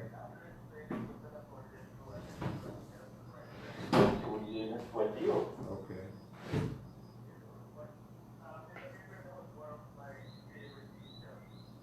In school, somewhat up to the time to use where we are like today. I could boast about myself and I could boast about the things you have shown us, the things you have teach us over the years. And you know, whenever I come home, I always come and look for you, always bring you back a blessing. Just, you know, That's true. what you have done for us over the years. I mean, when we were kids growing up. Yeah, all right. Thank you, man. Something. Yeah. Thank you so much for calling. Hello, good evening. Yes, lower the radio, please, or whatever you're listening to. Can you do that for us?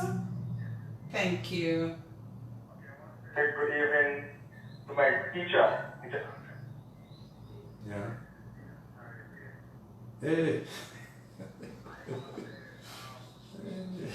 Yeah. Yes, sir. Mm-mm. Okay? I remember the days when you used to come around the village and take up a lot of young men and we would go to the Londonderry field practicing to run, you know, in the athletics field. And today, when we look back in those days and where we are, I mean, sometimes it brings tears to us because had it not for persons like you who put out yourself, who go above and beyond, we wouldn't know where we are today. So, in this program, I want to say thank you a million for looking out people of Margaret. You would have worked hard in Margaret.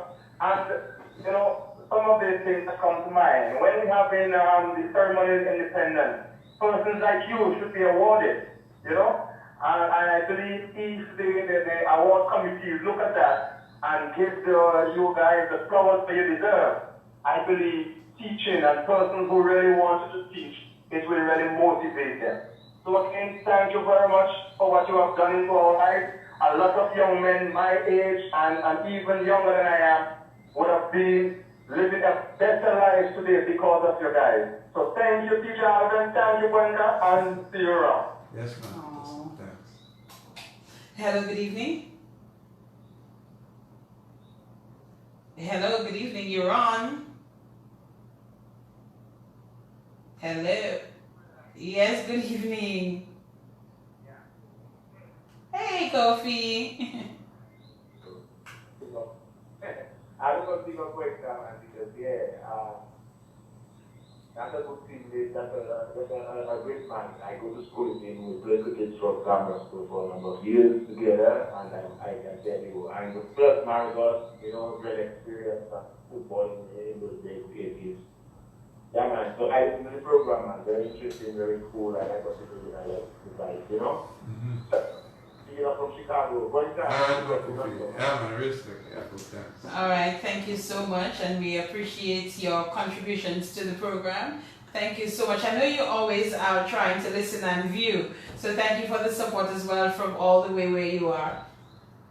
Thank you, Kofi. 9:45 is the time. Just reminding you of the numbers again: 4493095, 4493096, 4493097.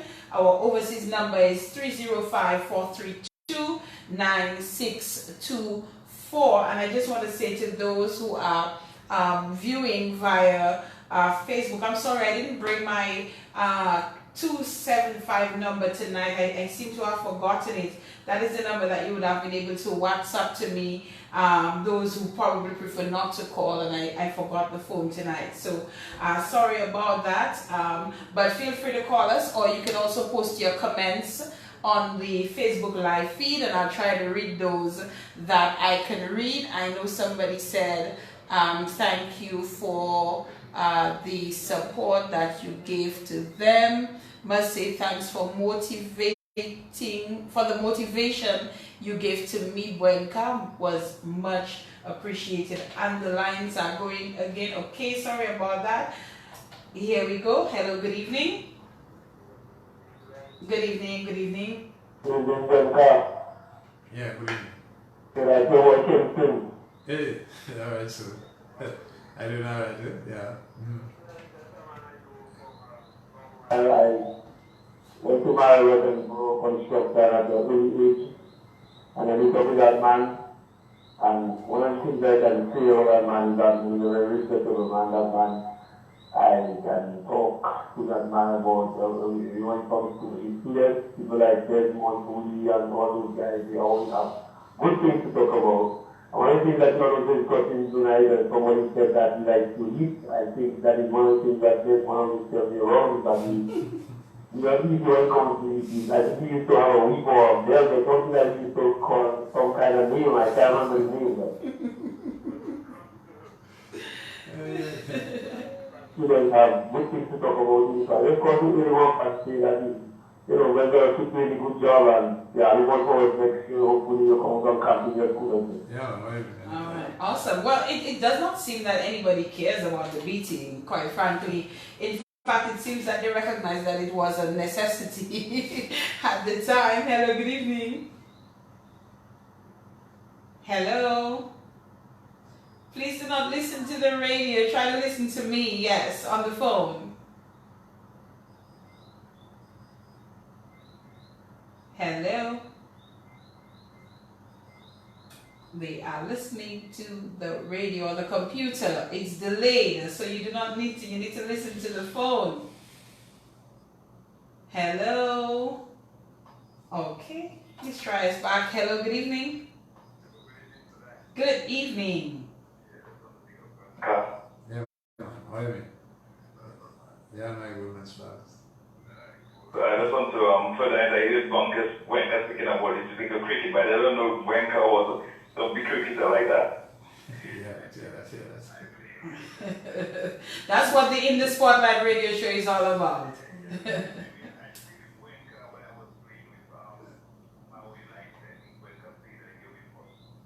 Well, I did the summits.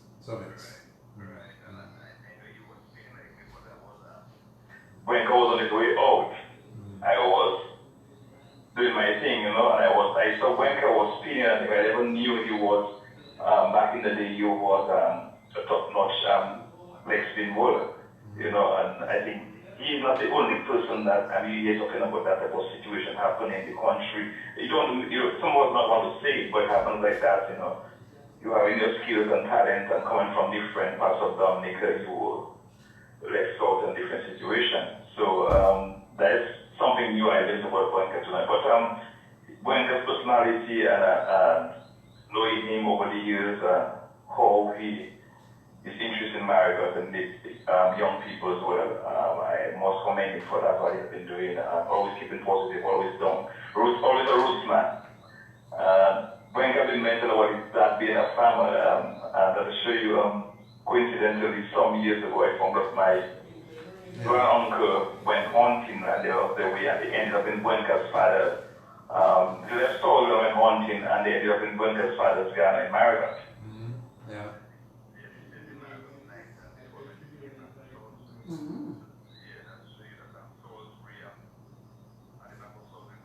And Marigot is on the other side.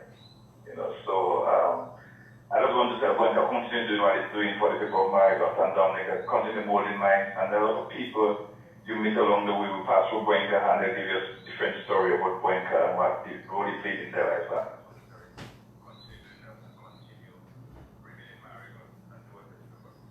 Yeah, that remain in Marigot. That's where you want to stay. Hello, good evening. You couldn't wait to go back to there from school. Good evening. That caller is listening to the delayed internet streaming. Okay, I am trying to get you on. Hello. Hello, good evening. Yes, good evening. Yes, sir. I do. Yeah, well, let me just personally, I didn't hear when talking, I was on the road, but let me just, thank you for your encouragement over the years, and as a teacher, as my American football captain, American cricket captain.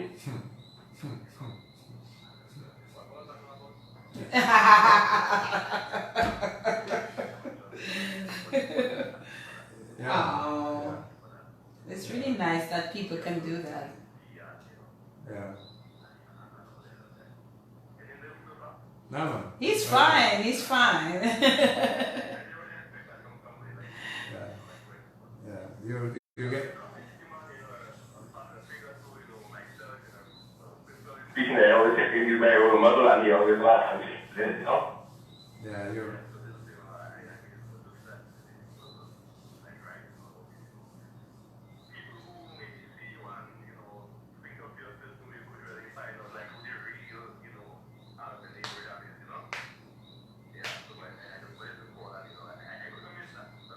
Yeah, I know. I miss it. Yeah.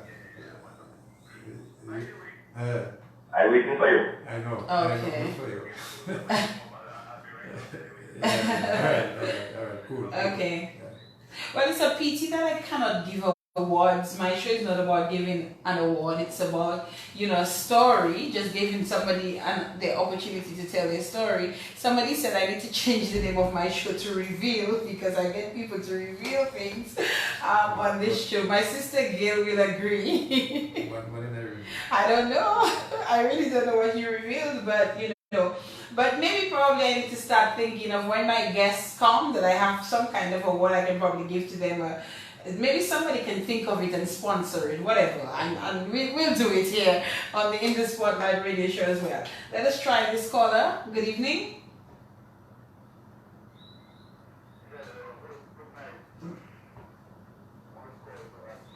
To Bwenka. Hey, Bwenka. Hey, cool. He cool. You don't recognize the voice. That's why we call it Kill My Voice, but I just want to feel the mission that we need to give to people like Bwenka. Anyway, I tell you who I am, I'm from B. I got when I was young, we used to kind of fight with the guys from Wales. I used to claim Bwenka. Some of them would say he's from Wales, and we would say, well, he's from B. Up until tonight, I didn't really know he had been born at the Bay. But that was one of the guys I looked up to. It was two of them. One was Alven and one was Alven. And we had this argument.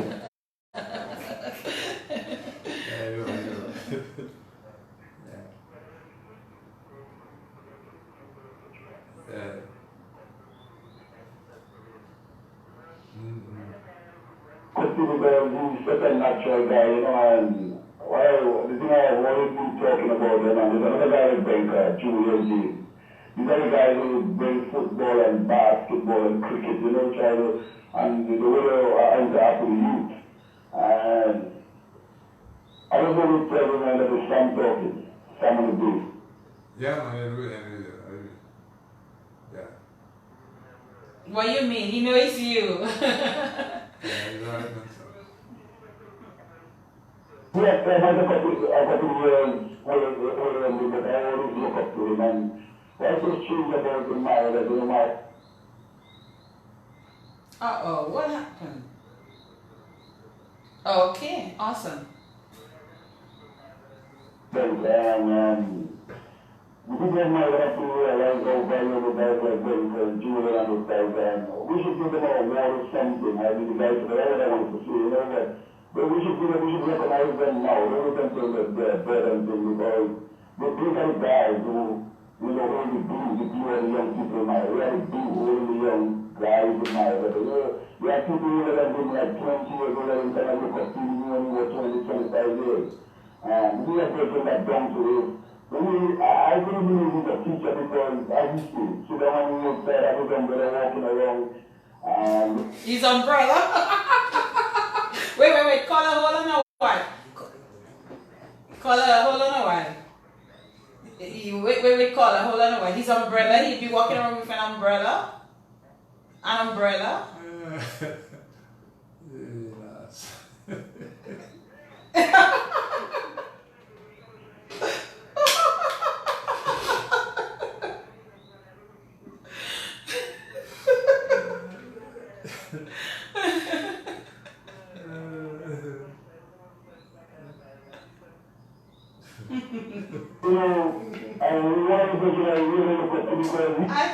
I can tell.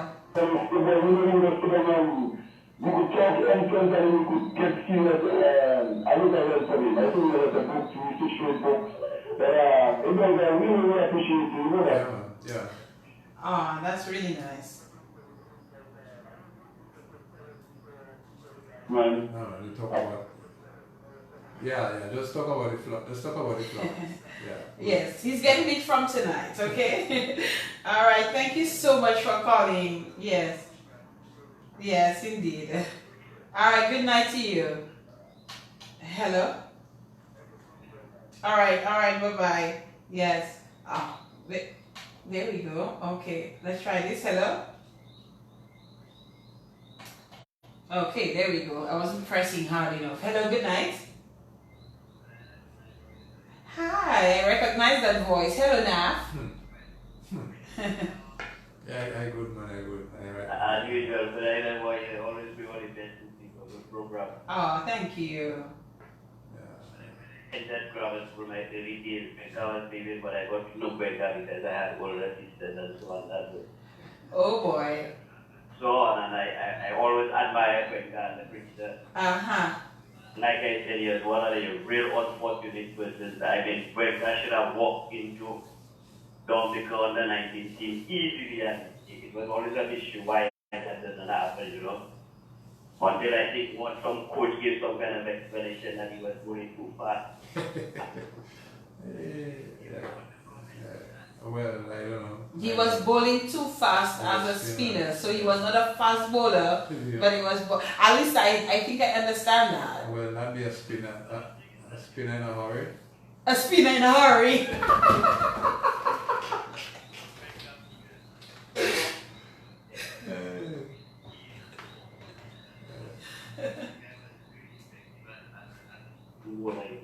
I think it was very unfortunate. Yeah. And after that, Bwenka and I interacted quite a bit in my days working in Marigot and so on. And he's a guy I always admire, you know, and just listening to the program and hearing the person who's calling back in terms of the impact he has had in their lives, you know, it's just so encouraging and so on, you know. It is. It's actually blowing me away. It's actually blowing me away now. I didn't see all of that coming. I'm being very honest. So one fella, you know, that kind of thing and so on, you know. Like I said, my young days working in Marigot at the airport and so on, you know. When you meet Bwenka around, it's always an encouragement and so on. There's a joke on the side, you know. I think, you know, so Bwenka boy, all the best. Yeah, that's man. Go and track Isaac. Man. I know, right? Send Isaac somewhere else. You will not be Bwenka, so I don't know what's going to be so in Bwenka. Yeah, man. Thanks. Cool. I have to go back to the comment that he made, that they said that you were when you said you were bowling fast as a spinner, and you said you was a spinner in a hurry. You're killing me. Okay, I have to read something there from. I have to turn the mic as I try to read over there. Diane Roberts says, I want to take this opportunity to thank Alven Bwenka Abraham for all he has done and is continuing to do for our community. He has been nurturing minds for almost 4 decades, and this should be recognized. I was fortunate to be not only be taught by him, but also work alongside him. Thank you for your contribution to Marigot and Dominica by extension. Somebody says, my friend, I hope that you get all your roses. You deserve a lot more. And the comments continue to be there. Somebody says, great program for Dinah. Bwenka has represented us well on the program tonight. Thanks for continuing to hold the fort. Keep up the good, it's gone. Keep up the good work, I presume. Keep up the good work. Somebody says, congrats Mr. Abraham for all the contributions you made and they still make it in our community, Marigot. It was also a pleasure working alongside with you. Keep up the great work. So some comments there on the Facebook Live. Hello, good evening from Bwenka. Good evening. Brother Bwenka. Yeah.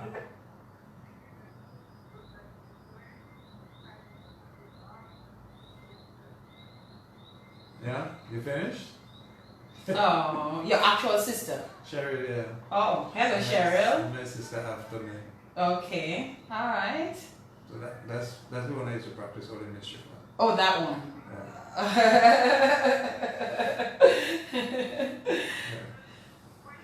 Yes, ma'am. We tried to call for the longest while. Oh, okay. Is it? No, I think there's been people calling, but they're listening to their computers and they're not listening to me, which is what they should do. Okay. Okay, let's hope probably this overseas line is them. Hello, good evening. Yes, hello? Good night. Good night. Go ahead, caller. Go ahead, please. Hello? They're on. Yes, go ahead, please.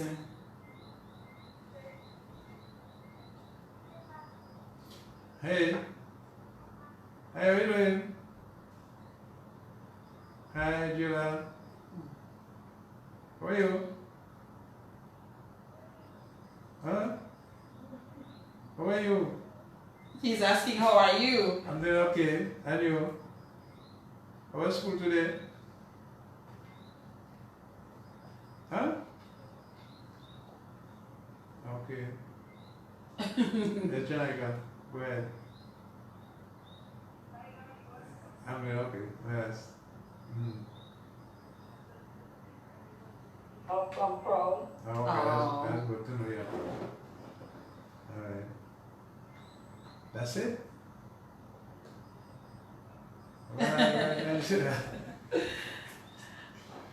Alright. Okay. Good night to you. Hello? Good night. Hello. You sound very energetic. Good night.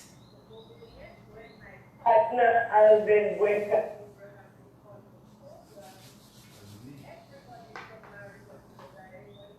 Oh.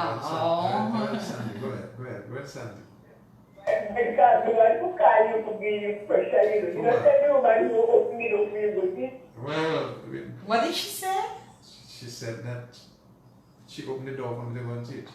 Oh. Yeah, well, when I went to teach, I was actually replacing her. Oh, really? Yes. Okay. So kind of a little bit trying to make me feel bad about that one. But on a more serious note, you've done us very well. We're really proud of your program tonight, the things you've been saying, the impact you've had on the young people in Marigot in the area of teaching, in the area of sports and culture. You have really done us proud, and yes, go ahead.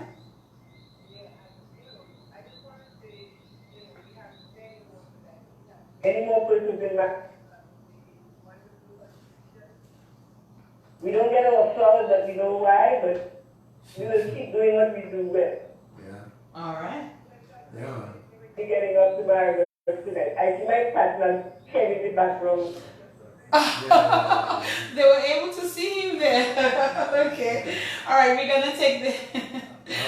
Considering that he has to drive back all the way to Marigot, we're going to take this final call and then we will talk a little bit more. The driver tell me it's okay. Go on. All right. Okay. He's the driver. All right. Hello, good evening. Yes, good evening. Go ahead. Yes, good evening. I'm doing okay. Yes. Hello, I'm Aaron. She's very proud of you. Hey, how you doing? How you doing? You alright? Are you doing okay? Very, very proud of you. Alright. But you forget the best thing about your mother. Which was? Well, when they was at the hospital, you like a trouble. Alright, thank you. Yes, yeah, that's true. Yeah, she was the best cook. I know it's that there, man. Leandra. What happened? Alright, yeah. Alright, thank you. Thank you so much for contributing to the program. I have to tell you though, I mean, Ronnie said to me I needed to have you on the program. He inboxed me. One time he inboxed me after I gave him a fire, by the way. I had to give him a hard time because there was a guest that I had on the program. I'm going to put your business out, Ronnie. And then he put a big shoops under my post. And he was probably like the first or second person to comment. And I inboxed him and I said, don't you do that. Do not come on my post and put anything negative. I do not put anything negative on Facebook. I do not want any negativity on my Facebook, but we're all good. And then he came and told me that he has a guest for me, you know, for the program, and gave me your information and so on. But I'll tell you honestly that I'm really overwhelmed by all of this outpouring of love and commendation and all of that you're getting. I mean, there's really quite a bit of it going on Facebook, and through those who call. As I said, I didn't really know much about you. I mean, I have seen you. We spoke about probably where we may have met maybe once or twice, but other than that, I knew nothing about you. But once I put the post on, then I started seeing the comments and so on. I said, but wait, this man really is a big deal in his community, and I'm really seeing how much of a big deal that you are. But what is interesting about it is that you're really quite still very humble about it all. You know, it's just like to you, you know. I can tell from the time you started doing what you were doing for your community, you were doing it out of your heart and out of the love for your people and for the community of Marigot. And there is no question that the people of Marigot feel the same way about the way that you feel about them and your community. And I think this is significant. This is significant that people can come out, you know, in such huge numbers and be talking. Everybody's singing from the same hymn book about you. You know, it really has me. Well, I mean, it was. Yeah. As I said, it wasn't really work for anything. It's just making a contribution and, you know, trying to, you know, love for country, love for community, you know, and trying to make a place, you know, much better than the other. Sorry, yeah. That's basically it. In terms of so we've spoken quite a bit about the community. For my own edification, tell me about some of the things that you're involved in. I know I've heard about Sugar Fire, I heard sports, basketball, football, you pick up fellas going on the field and all of that. You know, just give us a sense of, well, for those of us who don't know and who are not from Marigot, tell us about your community involvement in that Eastern community. In terms of sports, cricket, you know, as I said, I played a lot of cricket. I was actually a Marigot cricket captain for 1982 to 1995. That's a long time. Yeah, you know, I was also the football captain at the same time, basketball captain, you know, so, build, I'm one of the kind of person I like to build things, you know, so I get involved in something, I help people to form a group. In terms of culture, I've been involved in, particularly drumming, from, you know, a very long time. But even before Sugar Fire, we used to have a Bwenka drumming group, me and some Rasta fellas. We used to call it Hotter Fire, there's people like King Jula and Fansu. And but I was also involved in Carnival, organizing Carnival. In fact, I was the president of the Marigot Carnival Committee for quite a number of years, when Marigot used to have big carnival. Wow. Bringing on back some foreign, send our queens overseas on trip. We had some very good calypso shows and good calypso, and people like Soul Push came from our program. You know, he used to be our junior king. Such a good voice, this gentleman. It's a very good voice. Yeah, well, one of the best voices. And he basically came from that time, you know, when we were organizing junior calypso show. And well, the Sugar Fire thing was, you know, one of the big achievements that I had, you know, in terms of helping to put a group together. And actually we went on, Sugar Fire actually went on about 14 overseas tours. You know, 14? Yeah, about 14. Bringing the carnival, they really outside, you know, and so on. And well, sports, you know, in terms of other community group, well, the latest group would be the Marigot Development Corporation, which I am a member of. You recently sent a couple of students off to study on scholarships. Yes, you know, trying to get the same thing, you know, trying to use the, you know, our talent to help people, you know, become better citizens and so on and so forth. In athletics, I did a lot of work in sport, in athletics, track and field. I was maybe one of the first persons that did coaching in track and field. So yeah, I would always have those guys, you know, go to London area. That time we would have to run to London area and so on, and do what we have to do. You know, bathe in the river, stone on coconut tree, pick jelly on coconut tree and cabin and stuff like that. And also, I mean, I suppose it was just, you know, just keeping yourself occupied and, you know, and involved in music. I used to be manager of couple bands in Margaret and so on, musical bands, so yeah, it was a total thing, it wasn't, and we weren't confined to just one area, it was just like a lot of talent, and I was just basically trying to use it to get some kind of thing, Do you know that all what I'm hearing here is the foundation for representation? Oh my goodness, where is this gentleman? Where is he coming up? I hope they can see you. I'm talking about, I know there is a representation already for people of that area, but I'm just saying it sounds like a good foundation for somebody who wants to run for political office or represent the people. I'm just trying, is that something that you were ever interested in or something you would ever consider?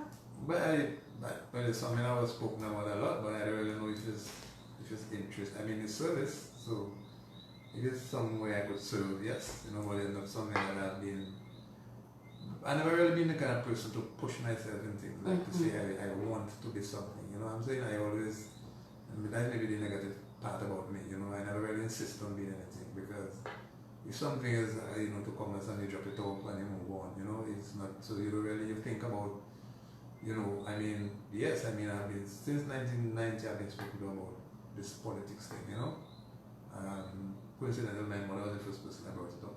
Oh really? Your mother? I remember when I was going to Antigua to study in 1989. I told her that. She said, but we had something we had to ask you to do, and I said, but I was the little whisper, like, what? She said, I was thinking about, going. I said, right. I'm saying it wasn't really, with my conviction, it's the conviction. I'm one of the kind of persons that are going to say, well, I'm going to throw my convictions away to just go into something because somebody wants me to go into it, Yes, yes. So, people have been speaking about it a lot, but as I said, nobody, no, it wouldn't be fair to say nobody has. Maybe there was a time it was kind of a minute, but that passed, so right now I don't really focus on it. But could it be possibly that probably you didn't exactly show interest, per se? I don't know, interest in doing what, you have to be approached by somebody. Okay. Right. I understand where you're coming from. Right. So if the approach comes from the wrong person, then it's not an approach. It's not an approach if it does not come from the right person. Well, it was for me. I'm saying is like I'm not going to. Politics is right now in Dominica, politics is like although I was told not to talk about politics. But politics is part of our everyday life, Politics right now, we cannot run away from it. No, I'm not running away from it. But politics is in Dominica right now is like 80% money and 20% civilities. So it in your view? Well, is that has been happening?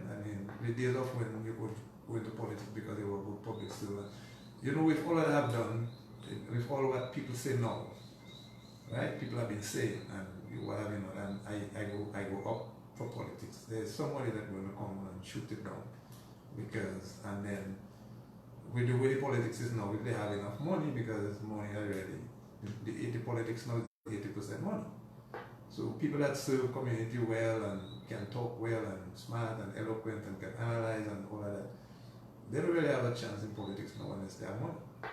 Because the politics now is all about the money. And it's not a Dominica thing, it's almost like a global phenomenon now, where it's the money. So because of the money, you have a lot of people being thrown down and a lot of people, that the most absurd people being thrown. But this talk has been there, but it's not something that I get up in the morning and say, well, I want to be something like that. I get you. But it's not outside of your purview. It's not something that you say you will not do. Well, I'm not. You're not saying you will do it. I get to this stage where I kind of prepare my pasture from the water and bread, so I don't need politics. Politics is a part of it, you understand? But it's not like, it's not that it's something that. Well, Ronnie says, Gassama, you better get yourself ready for the politics thing. Ronnie, who says that? Okay. So it's not something that is outside of how would I say it? It could still be a possibility for you. But I don't know. I mean, as I said, where I am now at this point in my life, I am preparing my pasture from the go out and grace. Okay. So I'm not young and all of that anymore. So I don't really thinking of that, and I do not like and the truth is I was never really, it wasn't. You think the time for it has passed? Well, I suppose. I mean, people know these days, as I said, they're looking for younger people that have access to money, which neither of is me. So, okay. But I have never really been, it's not something that I was like thinking of, because I'm not that person that think about doing anything to say I want to do something, you understand? I understand what you're saying. I understand what you're saying. If it comes like that, then it will play out like that, but some people say, well, I'm not ready or I'm willing. No, that's not true. That's not really true. Not willing. It's just that it's not. Maybe the time, maybe just don't have to be. Because you're a good community person, that doesn't necessarily mean you have to be a politician. I get you. Okay, so somebody says it's not outside the realm of possibility. I don't know either. Diane who says that. Diane but says I will that. tell you this, right? I mean, in 1989, about the 80s, I mean, I was kind of a bit realistic about the level of representation the Mara was getting. And I was really talking about forming our own party Mara. Oh, really? Maybe if I didn't go and study. It would have happened. I would have embarrassed myself, yeah. You would have embarrassed yourself? You think you would have? Well, I don't know, but I mean, I think that, we will not, I mean, it was just totally was bad, and we were trying to, at least me, trying to say, you could, same thing, trying to say you can get your people better position, to, take advantage of what is on offer, so, but in terms of at that time, I thought that we needed something more than all that, but it's something that I've always been, growing up 18, 17, 16, reading a lot of books, about the whole dynamics of politics and, the representation of part of it, so I wouldn't really sit on the road and bore out about party politics, because that in itself it brings the argument very petty, and then you start having this sort of adversarial encounters with people that you'd prefer to stay away from. Right, so, but apart from that, politics is, I would not, if I have to declare something, I would say it, but I wouldn't really go about it. But the point of the matter is that the nature of our politics is that if somebody figure you're not there, then they figure you're over there. Yes. And, then that may not necessarily be the case. You get judged based on that. Tell me about it. Absolutely. So, teaching, at what point are you going to be, well, at least you're principal now, so at what point are you going to get out? When is your time? Well, I suppose I should have gone already. You should have gone. I was trying to think about that. Yeah. Because you're past that age, aren't you? But I couldn't be dead that past that age. It's not possible that I can do that. Oh my God! No, I mean, the plan wasn't really to stay there that long. I mean, you start to think of other things, but when you have children and you have commitment and you try to make their life comfortable too, you have to stay there. But I mean, when the time comes, I will, anytime between now and 2020. Anytime between now and 2020. And when that time comes, what's next for Alven? Actually, I was trying to set up myself for retirement, in terms of like my education and stuff. So I was trying to do a master's degree in instructional design, so I could broaden my scope a bit in what I could do for people. But I mean, I wouldn't when I just filed the diploma, the postgrad. Okay. Cut out that day, Okay. But so is that it for you? You're not gonna pursue it anymore? Well, I don't know. What I really wanted to do was something in performance analysis. Okay. That is the field that I think all of this was leading me there. But it's number one, it's not available in terms of what is available from and what is available is very expensive. Like I already personally can't think about right that right now. But it would be a good way to retire, knowing you can then work in a few fields, doing things that people might find interesting. Okay. Alven, Bwenka, Abraham, in the Spotlight radio show as we're getting ready to wrap things up tonight.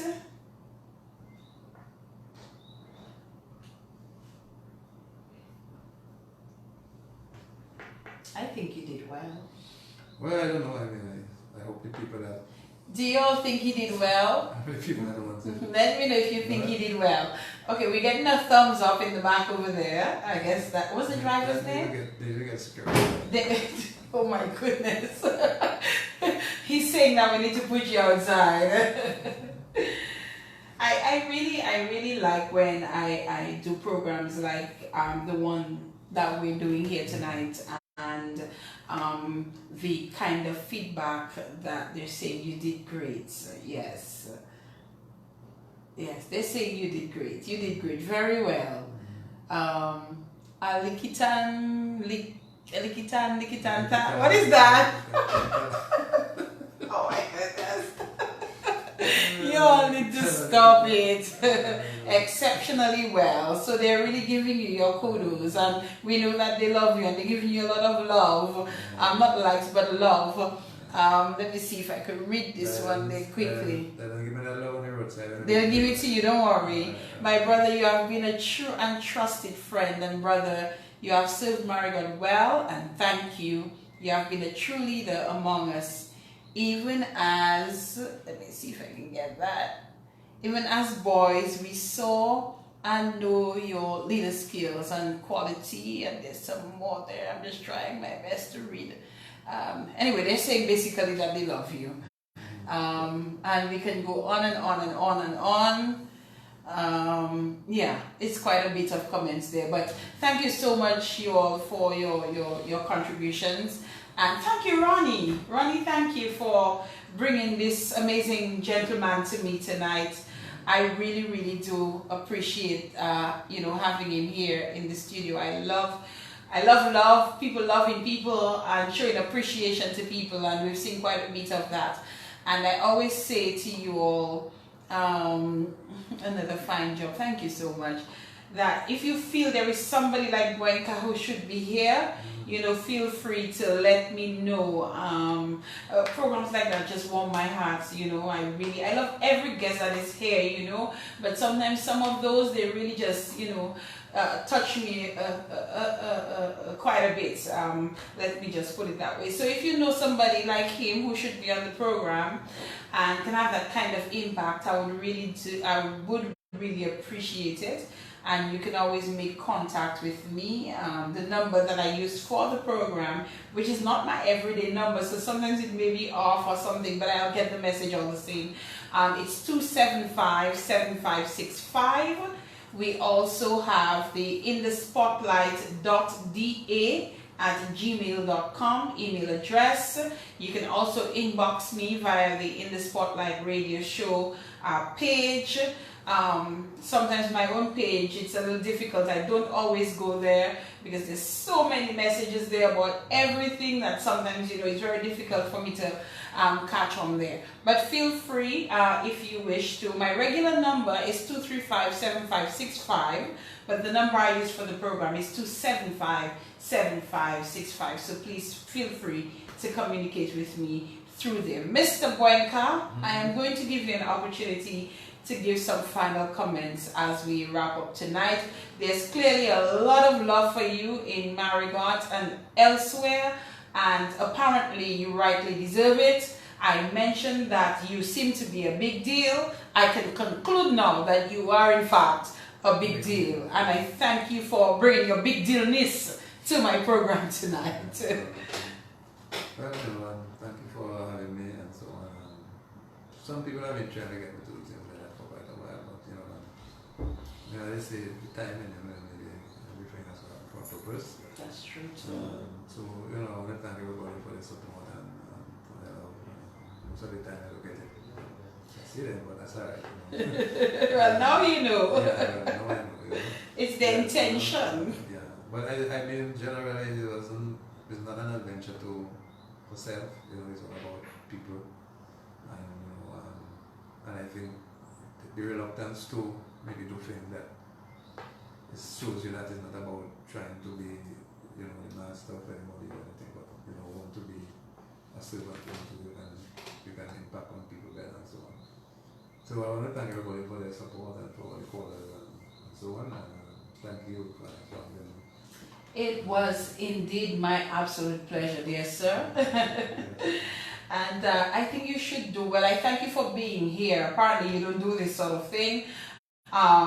But I appreciate you seeing the value of this program and agreeing to do this one. I really do appreciate it. And you were in town one of those days and you only let me know you were in town when you were actually probably getting ready to go back. You're still thinking about it. Well, I'm happy you decided. Yes. Okay. Our broadcast had paused there for a moment. So Bwenka, thank you so much.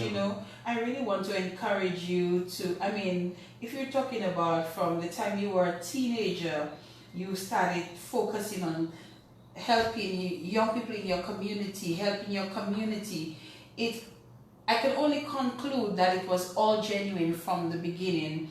And so many years later, 40 years later maybe, I can say that I think you can only continue to do that for your community. And I hope others, I know they say there are others like you, but I really hope that others can use you as a stepping stone. And everybody wouldn't be able to do what you do, but there may be others who can take up the mantle and continue doing what you do. Some may be able to do it from a distance. So those of you who are outside of Dominica, but you're from the Maribel community, play your role in whatever way that you can. I'm sure many of you do, but continue to play your role and supporting your community.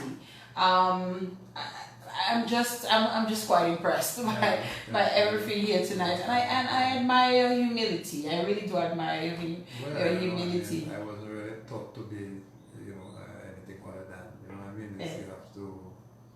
It's all the purpose and all the reason. If you do something else, then maybe you will see something else coming from. But as I said, I really, and it's not like. A lot of people get an opportunity now, so they take their foot on me as a because generally I wouldn't really entertain this type of thing. Because I don't really. I was told, in fact, the very same Ronnie says to me tonight before we came on, oh, you don't like the exposure, you're not nervous, if you're nervous. Well, but you did well. I think you did well. I'll tell you one thing, they said you were watching the ceiling quite a bit if you have something beautiful up there. Well, the ceiling? Yes. Oh my goodness. I hope that you drive back. You're actually heading back to Maribel tonight. Yeah, but sure, we have to go back to Maribel. Yes, well, school tomorrow and all that. Yes, so I hope that you get there safely. Yeah, we'll get there safely. And that we can touch base and make sure that everything is okay. Alright, we're trying to do something. It's actually the month of the elderly, and we're trying to organize something for next week with a particular guest.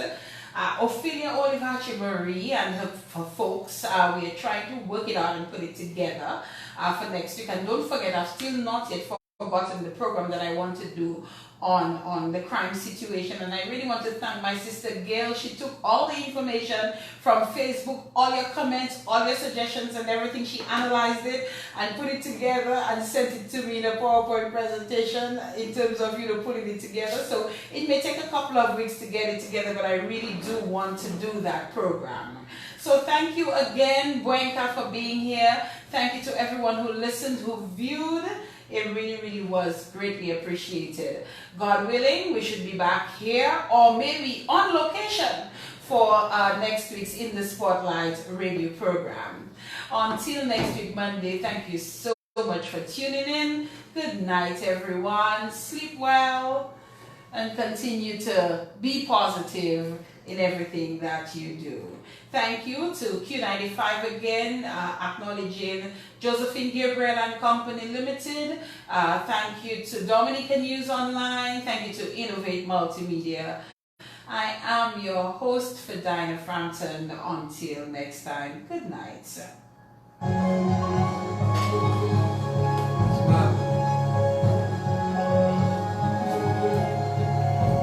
Oh, you take me into that. Thank you for listening to In the Spotlight. We would love to hear from